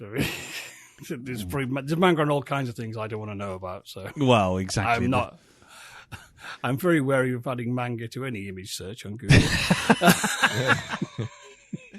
Yeah. Bratwurst plus manga. Oh my God, what have I done? Lots of tentacles there. Yeah. Well, exactly, and that's the thing. I mean, I'm sure there is. I'm sure there's hundreds of different references. I mean, I could probably sit here and Google it up. It wouldn't make the most enthralling of podcasts, but yeah. But to me, just that's going back on what Jim was saying as well about when I kind of realised what it was. You know that moment where OJ is at the Jupiter place, yeah. And it swoops down for that the black horse. I forget the name of the black horse. Lucky. It swoops down for that, and you're like, oh, that is a thing. Instead of it being a thing with lots of things coming down, because you have that moment in the stables where you have the nope. Yep. Nope. Brilliant bit. Loved that the first time. It's kind of lost it on me the second time, though, unfortunately. But I enjoyed it for the first time. But when it swooped down and it started sucking up, you're like, no, this is an actual thing, isn't it? And it had like an echo to Stephen Young's hat as well. It looked like one of the cowboy hats floating around. Yeah. Yeah, I mean, there's even a shot. I think there's even a shot with where OJ's riding away with his Scorpion King hoodie on, and it comes up behind him, and it does look like an oversized cowboy hat. Yeah, because it actually because the circle of the mouth actually frames up with the back of his head. Yeah, yeah, and it is that kind of like, oh, look at that. It's just dropping references left to right and center, but yeah, I still have. I'm sorry, I was trying to Google as well, but yeah, I mean, as far as Jean Jacket's concerned, I think I figured it was a creature once it started doing. I don't know if it was just as Jupiter's Landing, but I think there's that whole bit when he first sees it and he hides away in the cabin before it comes in and is that Jupiter's Landing when he comes in and sweeps him up? And he knocks himself out, or is it the one where he Jupiter's and he's place, yeah. and he's just standing there and he's watching it circle. Yes. And then he sort of turns around and he says to everyone, "I don't think this is a ship. I think we're talking about an animal here." And you know, and that's the beauty of the beginning for me, is that they establish so much that OJ, even though he's a man of very few words, he knows his job, which is how animals react and how to treat nature with respect. Mm-hmm. And then he's figured out. That's it. When he figures out about the stone statue of the unicorn, the plastic horse. Yeah. When it goes up with the tassels, and then it gets spat out on him. And he goes, oh, you don't like that, do you? As soon as he said that, it's like, yeah, that's where he's figured it. he suddenly figured, you don't like tassels, you don't like stuff you can't digest. Yeah. And I thought, oh, okay. And it's quite cool. But the real cool one is the visual reference when they're filming it, when they're trying to do the chase and all that kind of sequence. And it turns on its side and it hits the floor and you see it ripple. I didn't see it hit the floor. When he's riding along on Lucky, and then he throws up the flags. Yeah. And he throws it up, and the thing goes, and it bounces back. And as it bounces back, you get that wide shot from Andler's whole point of view, and it goes on its side, and it scrapes its side all along the floor, and you watch the surface of it; it all ripples like skin. Right, which is quite nice. I didn't but by see that it point, touch the floor. Yeah. By that point, you've already seen it digest like 400 people out of from the inside. So, really, yeah. Though that digesting bit, the worst bit about that is the screaming doesn't stop until I think it's like 10 minutes after that sequence, and they're still flying around. You can hear the screaming. I love hearing all the screams and stuff, and then all of a sudden he kind of chews. It's one big chomp, and it's like, no, do you know what? I need to turn you all into mush. And it does it, and then it all stops immediately. There are some great visuals in this, especially when it is just hanging over the house, and you see the rain kind of stop, and you see like a circle of rain around it from inside the house. You're like, it's above you. Yeah. And then it starts raining all the blood all down. It's got like a very War of the Worlds esque moment there where you have all the blood just pouring all over the place. You're like, oh, that's so good. Well, that also feels like a reference to Close Encounters as well. When the boy gets taken in Close Encounters, and the whole house just sort of lights up, and the kid goes outside for a walk. Yes, but the whole house is being basically, assaulted from above. It's just like, oh, so many bits like that. You just go, oh, it's so good. But anyway, sorry, go on. Someone else jump in, because otherwise I could keep going on about it myself. There's also good sound design as well. So I picked up the second time round. After the disastrous, was it Star Lasso show or whatever nonsense he'd built it as. Yeah. But later on, you have some daylight shots where it's flying overhead, and you hear this, huge roars it goes over. So in the second viewing, I realised that's the sound of the people inside. This kind of... Yep. Yeah. As it flies overhead of all the people inside who are still alive being digested. Yeah. Oh, it's brilliant. Oh, it's horrible. That is literally my number one tippity top nightmare. That right there. Only other time I've seen anything like that was with Borderlands.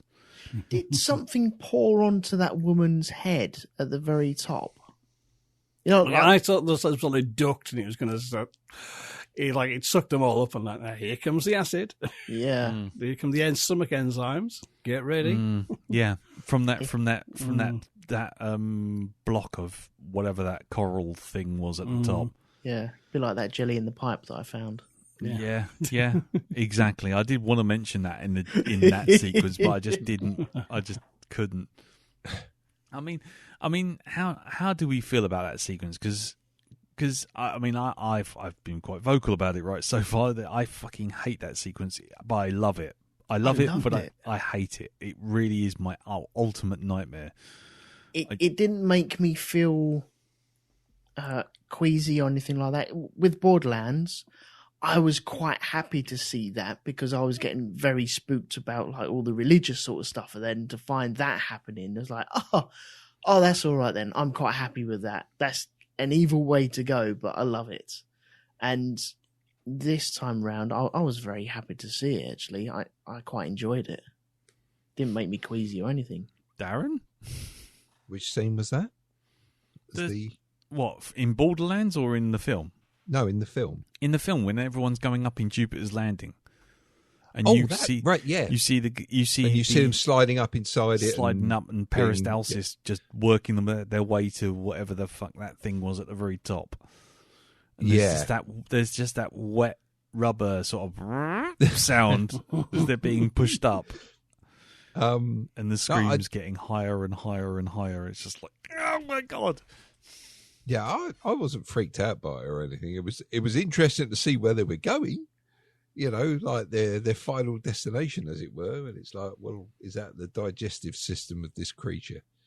Is it like suckle the nutrients out and then blast whatever it can't eat out, like we mentioned earlier before with the coins and stuff like that?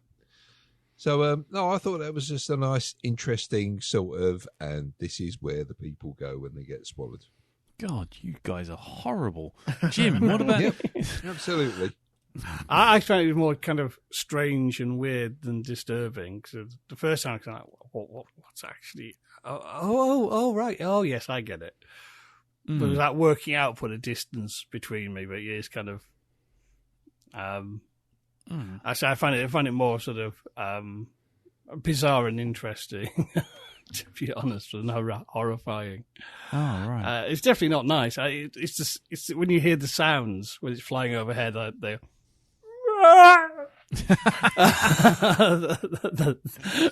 gave me a shiver. Yeah. Like, oh my God, they're all still in there. Oh my God. Yeah. It's not the thing wrong. It's again, it's not seeing it though. It's the, as I said, the sound design. The visuals are superb in this. Don't get me wrong, but that is coupled with brilliant sound design as well and brilliant use of sound to give you a complete package. What is, to be honest, a very original monster.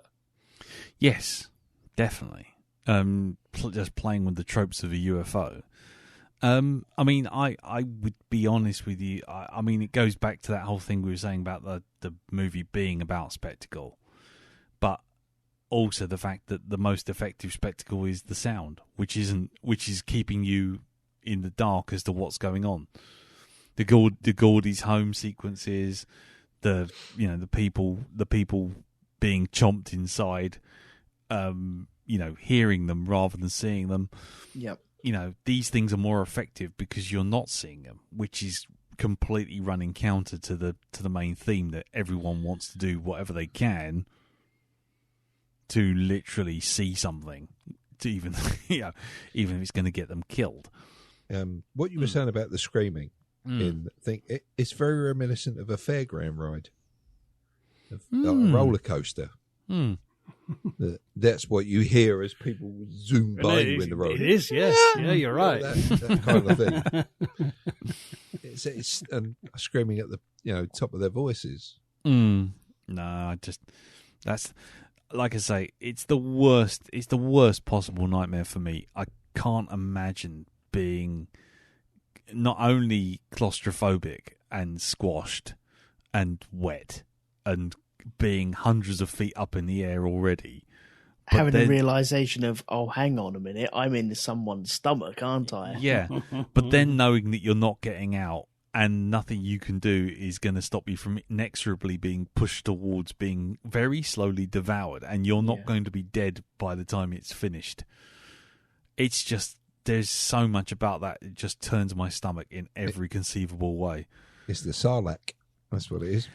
Yeah, but the Sarlacc will be digested over 1,000 years inside its stomach. Exactly, but the thing with the Sarlacc is, it's patently ridiculous. It's basically a rubber arse. It's it doesn't instill fear, whereas this thing, it's so weird and so odd, and you do get to see inside it again, seeing the spectacle of seeing someone being eaten. You just like, oh God, I can't. It's just. That's my fear of being eaten by a shark. It's like, if the shark gets you and you die, end of, right, fine. But what if you don't? And what if it swallows you whole? And what if it takes you right down and you're stuck inside this thing? I've had thoughts like that. There's something very primal about that, isn't there? Exactly. Being alive inside while drowning and being dissolved. It's just not something I just can't. Record scratch, freeze frame. You're probably wondering how I got here. Yeah, exactly. And it just horrifies me in every conceivable way. I just cannot get out of that horror.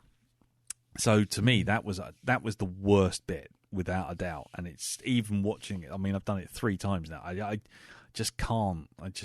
That sequence, as soon as it comes down and you see Stephen Yeun's hat blow off, and you just hear all these people screaming, I'm just like, nope. Nope. The film, it is. I wouldn't say it's just primarily about an extraterrestrial type thing, an unidentified aerial phenomenon, I think they call them nowadays. I'm not too sure what they call them nowadays.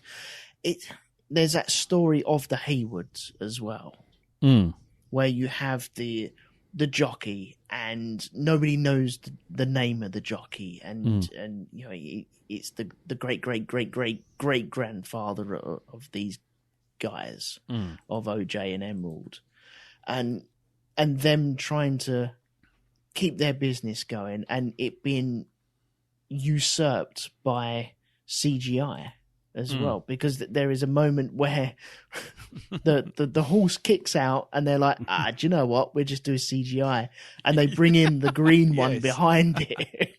You're like, it's like a shitty hobby horse, isn't it? Yeah, with a couple of orange markers on it. Yeah.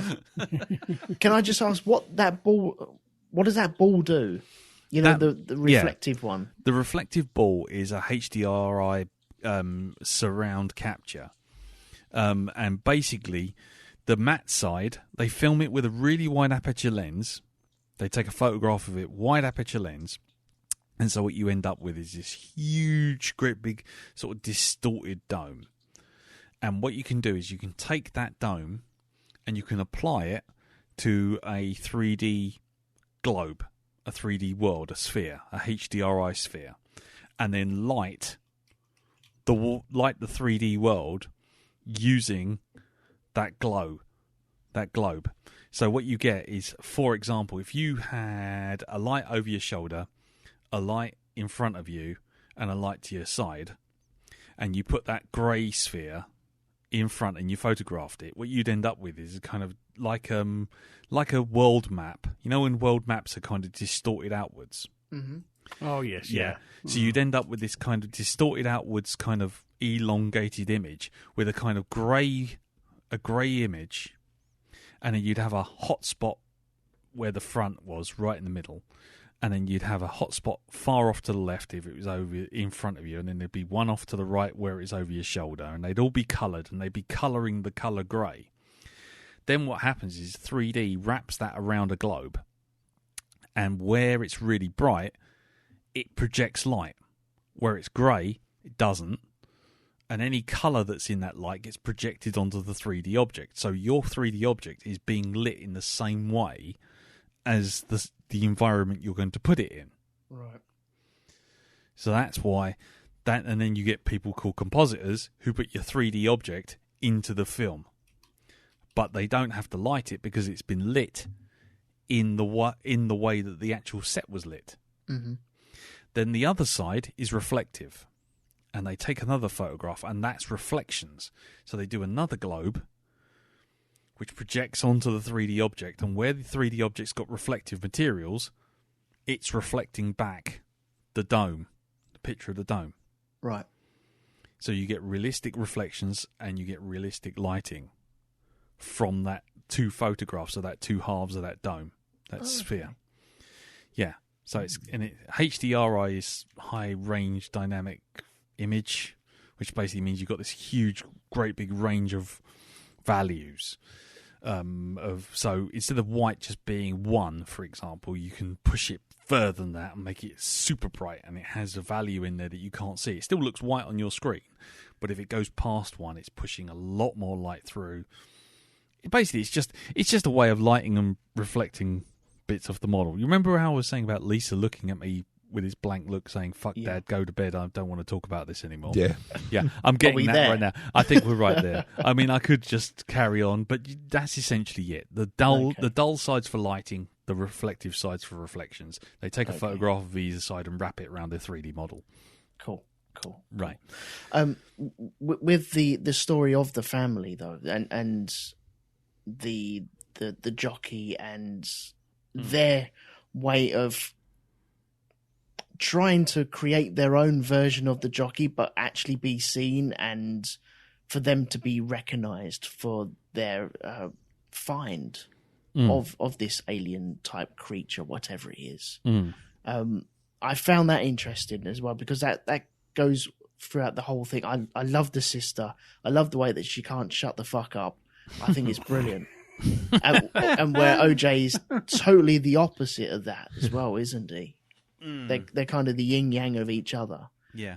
There's a moment I said about the comedy, but they're in this store buying all the electrical equipment, and Emerald is just yakking and yakking and yakking away, and she looks at a lady and goes, "Oh, you look pretty today," and she just carries on. I thought it was brilliant. Yeah, it's a great little moment. Just kind of highlights the difference between the two characters. Yes, just like how she's out for image and interacting and talking to everyone and being nice, and he's just like, fuck it, I just want to ponce about with my horses and have fun. Yeah. Just look after them, because that's all that matters. Well, it is what matters, because there's a moment where this alien creature has been feeding, and yet he's still thinking, well, I'm not going anywhere. You can go if you want, but I'm staying here because I've got mouths to feed tomorrow. And he's just constantly thinking about the horses, to the point where he wants to go back to Jupe to buy all the horses back, and he realizes, do you know what? I've already fed them. They're actually not here to be sold back to you. I've fed them to the thing. Yeah, which goes back to that bit when you first see Jupe's landing down the hill after Ghost does a runner, and it firstly that looks like the base of the hill at Devil's Tower from Close Encounters. Yeah, definitely. And secondly, the thing is, you hear the horse, then you see the lights go off. Or sorry, you see the lights go off, and then you see the horse. You hear the horse, and it's like, oh, what's going on there? And it doesn't really register until the second time round that you realise that he's been doing it for weeks. Yeah. And you go, oh, fuck. It's not... Anyway, sorry, just another thing that just comes to mind. But Close Encounters, love it. What a reference. It was just like, I looked at it and I went, that's base of Devil's Tower, yeah. Anyway... Yeah, but it's done in such a way that it's not a stupid thing. It's not like, haha, do you remember this film? Here it is. Yes. It's not doing that. Yeah. It's doing its own thing, but yeah, it has a resemblance to it, which you may or may not appreciate. I'll tell you what also is rather interesting in that scene, which I didn't notice the first time round, was all those red lights on the hills. If you change colour, no, they went off. They went out. Yeah. Right. You notice it when it comes back, but they actually do it. It goes around him. So when you first see him, you notice that behind him on one hill, there's no lights, and on the other side there are lights. Then what happens is they do the same shot again, and you see all the lights going out on the hill where the lights are. You know, after Jupiter's landing's gone dark. But when it does the reverse shot over his shoulder, suddenly behind him, the hill has actually got lights on it. So it's like, how can I put it? If the camera's looking from left to right, the first time you don't see any lights at all. You don't even see them go off. And then you see all the red lights if you're looking from right to left. But then, once you see the whole Jupiter landing thing, and all the lights go off, and it cuts back to him looking left to right, you suddenly notice that on the hill behind him, there's actually lights. So when he was looking down at Jupiter's landing, it was already going around him. Yeah. And shit like that. It's just little details. I'm like, oh, I love it. Sorry. It's full of these sort of things, though, isn't it? Definitely. Does anybody else have anything they want to bring up? Because I'm just acutely aware I'm just babbling again. There's nothing new there. Thanks. Yeah, no problem, mate. No problem. Tell it like it is. Yeah, can't. Keep it real. Fuck you. Other than keep it fantasy. Elves and dwarves and shit. Oh, Christ. Anything else to say about this film? I don't know. I don't think there is really from my point of view. I think we've gone over everything. Okay. We've just about covered it, although I'll probably watch it a third time at some point and go, wait a minute. Never talked about this thing. I mean, Jim?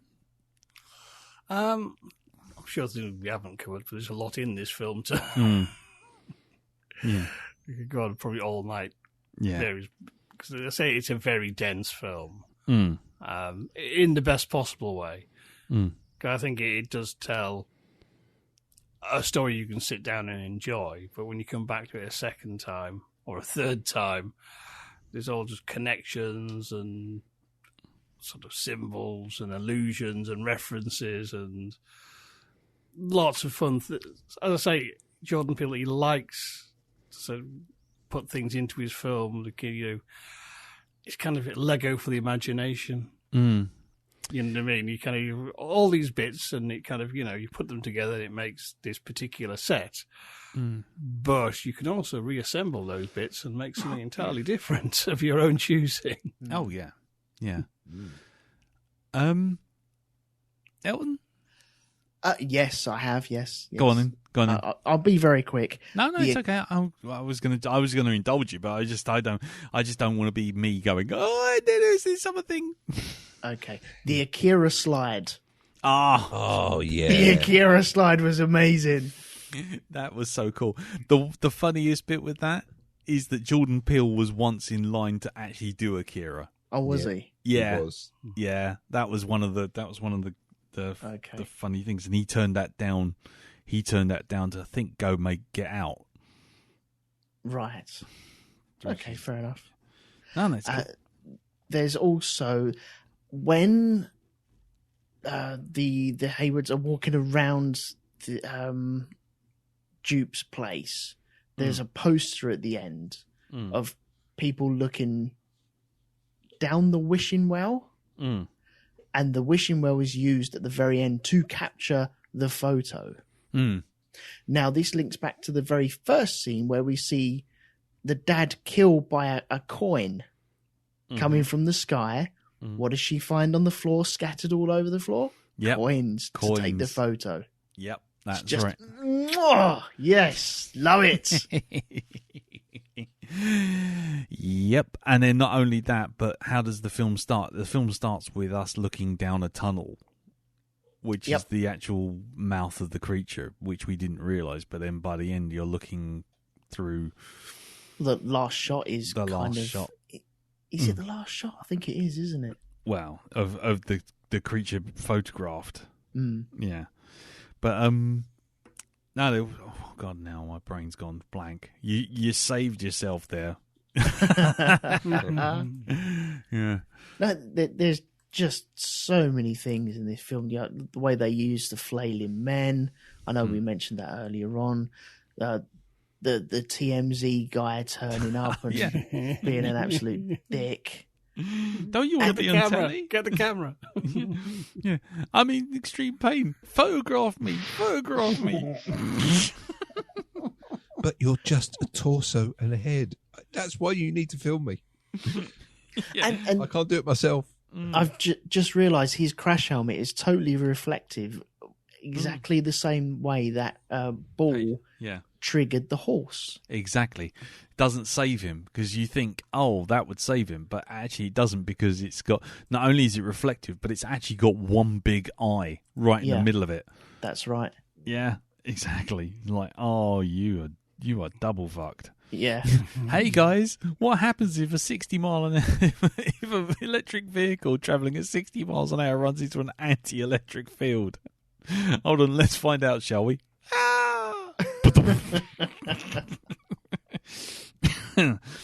That did make me laugh. Yeah, look, there's so much. I feel like we've just skirted over their family, though. That's the only thing.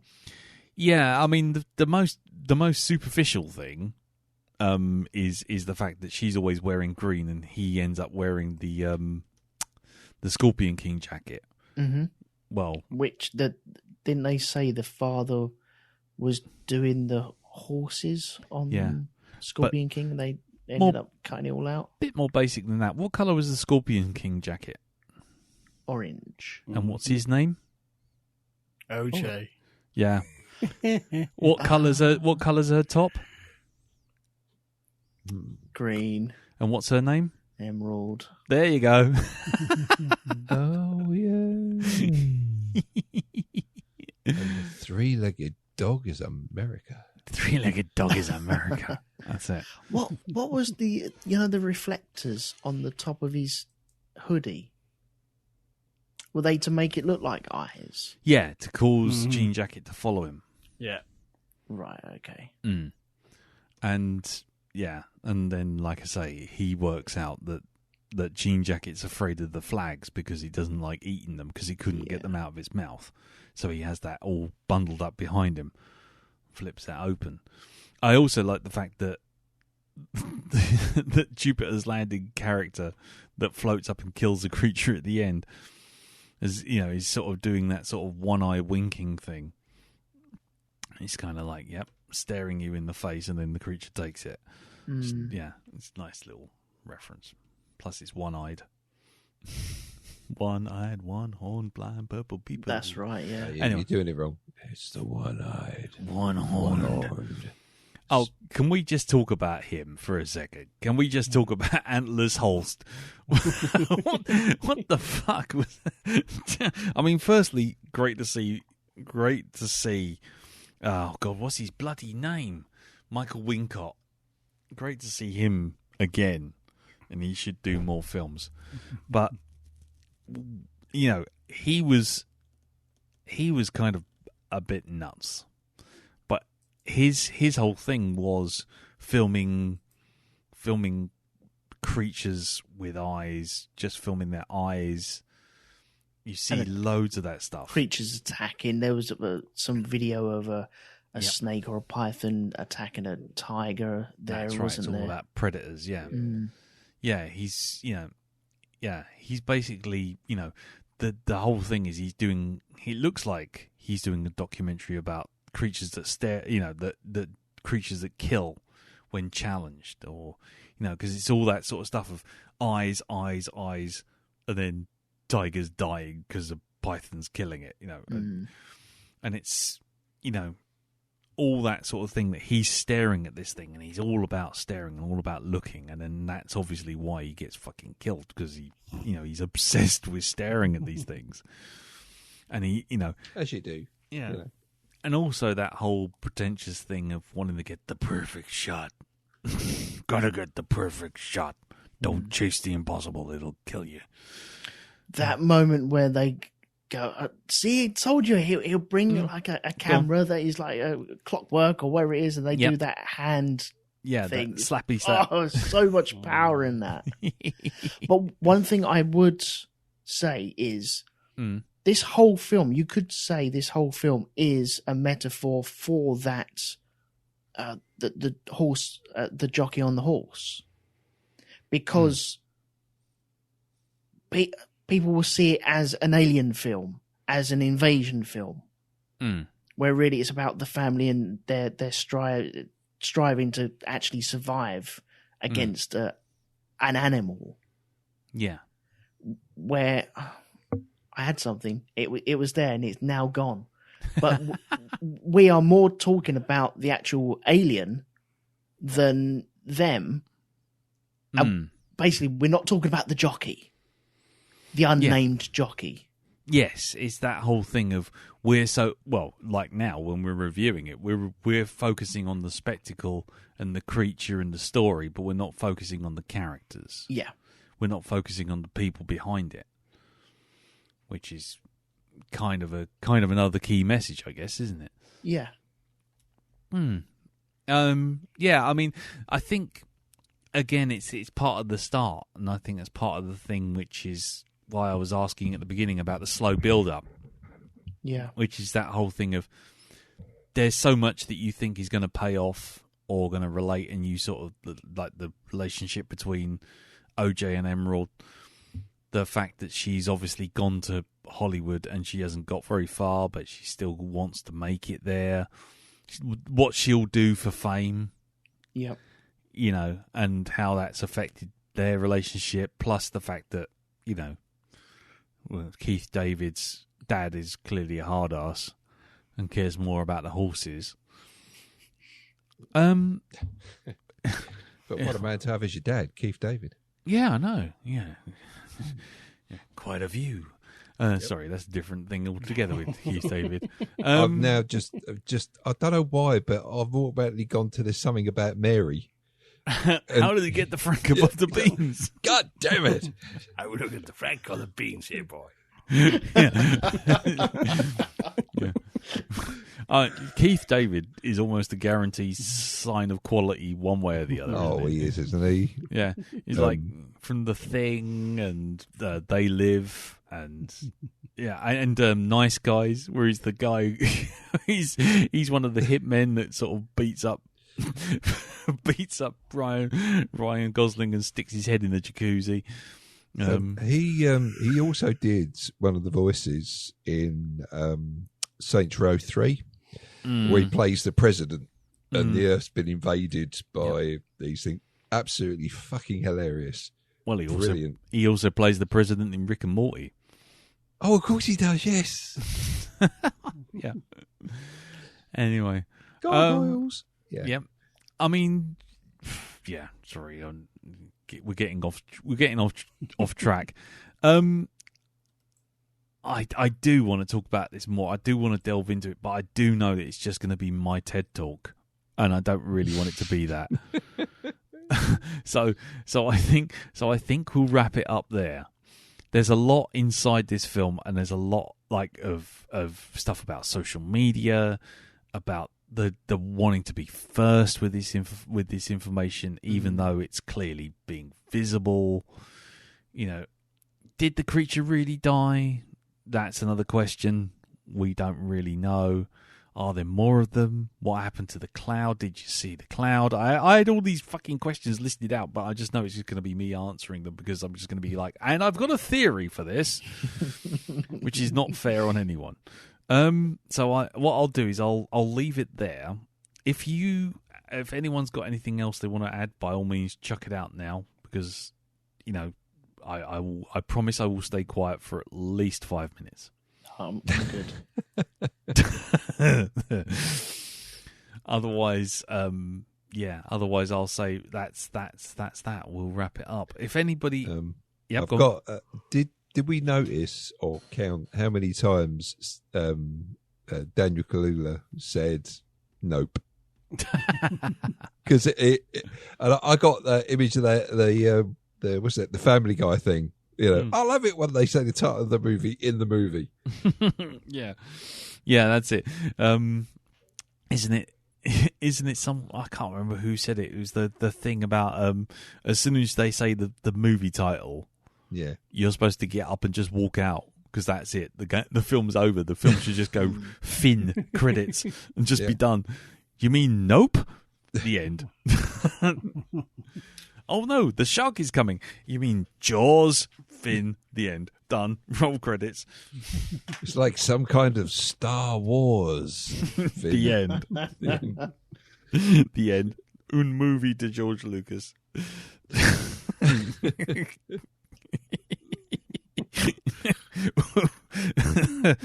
It's some kind of birdemic. The end. Oh God. Anyway, right. I'll tell you what. Unless anyone's got anything they want to add, I will wrap it up here. Because otherwise, like I say, I'll just babble on my own, and I might as well have just saved you guys an evening and just talked to myself and gone. And here's my entire extensive list of bollocks that I've been thinking of after watching this film far too much, except for the bit in the middle, which I cover my eyes for. Anything?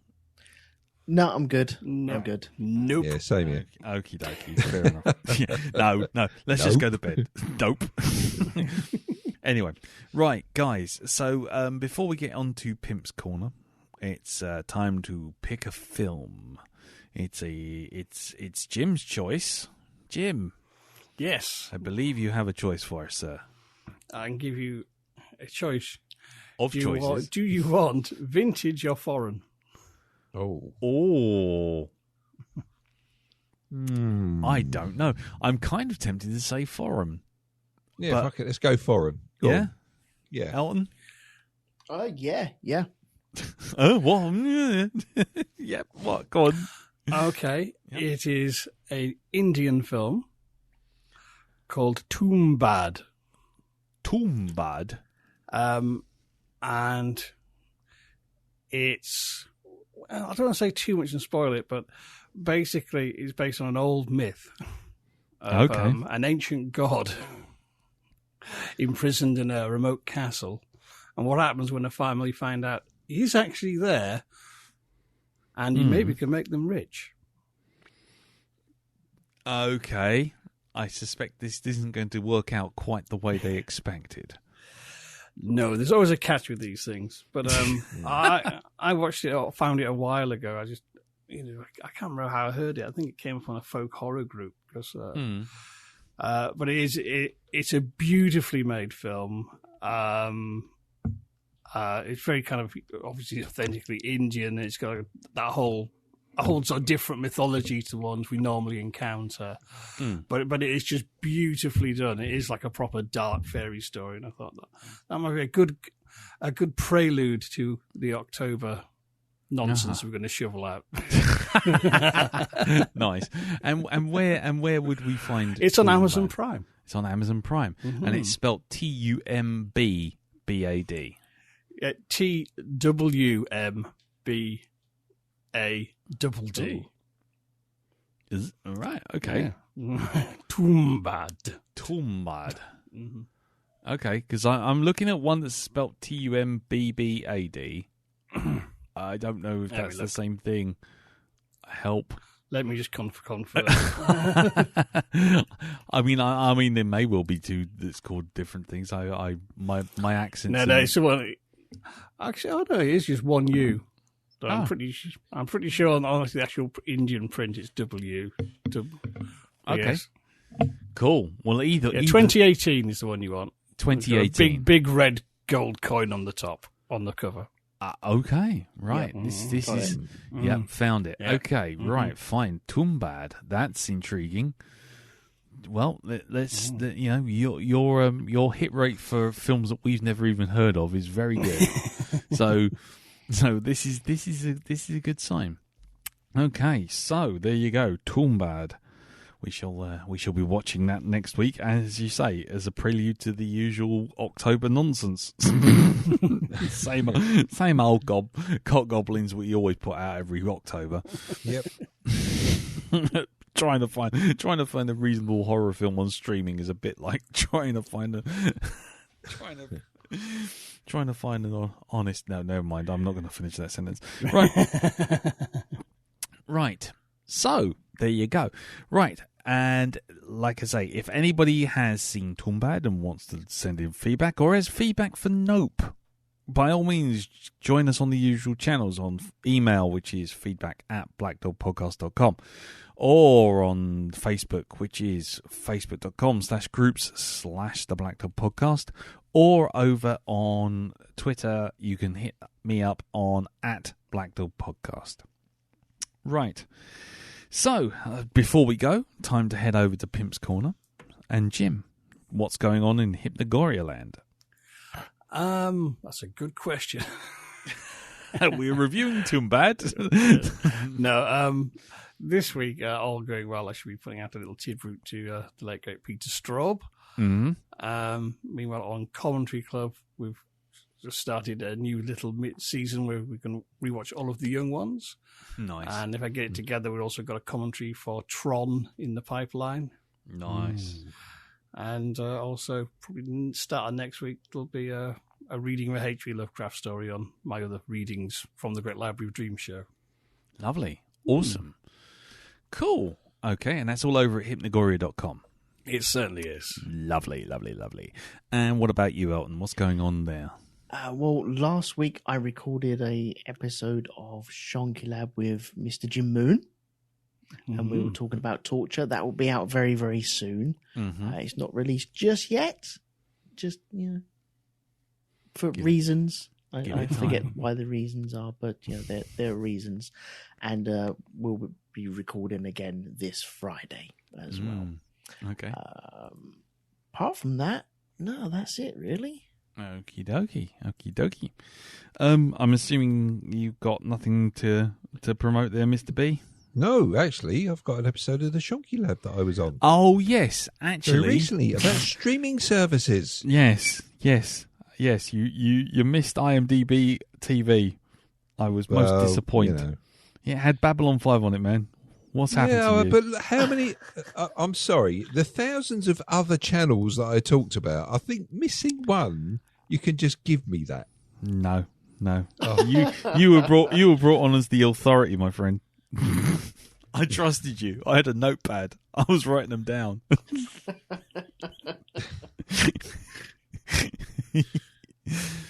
However, I did learn about Amazon gaming, so I'm all right there. There you go. I'll let you off. Thank you. And don't forget about Netflix gaming as well. You've got that. Everyone forgets about Netflix gaming. Everything. Yeah, I know. It's only bloody phone games, but yeah, exactly. There you are. Or you can play Bandersnatch for the next 25 years, trying all the options. Yeah, there's another one on there. Another interactive. Oh no, you wouldn't want to know about that. No. Was it Nope. Fifth Element? Was it Fifth Element play by book? Oh, I can't remember what it is now. Fuck it. Batman Ninja. Oh, shut up. To quote Billy Butcher, you lot, fuck off. If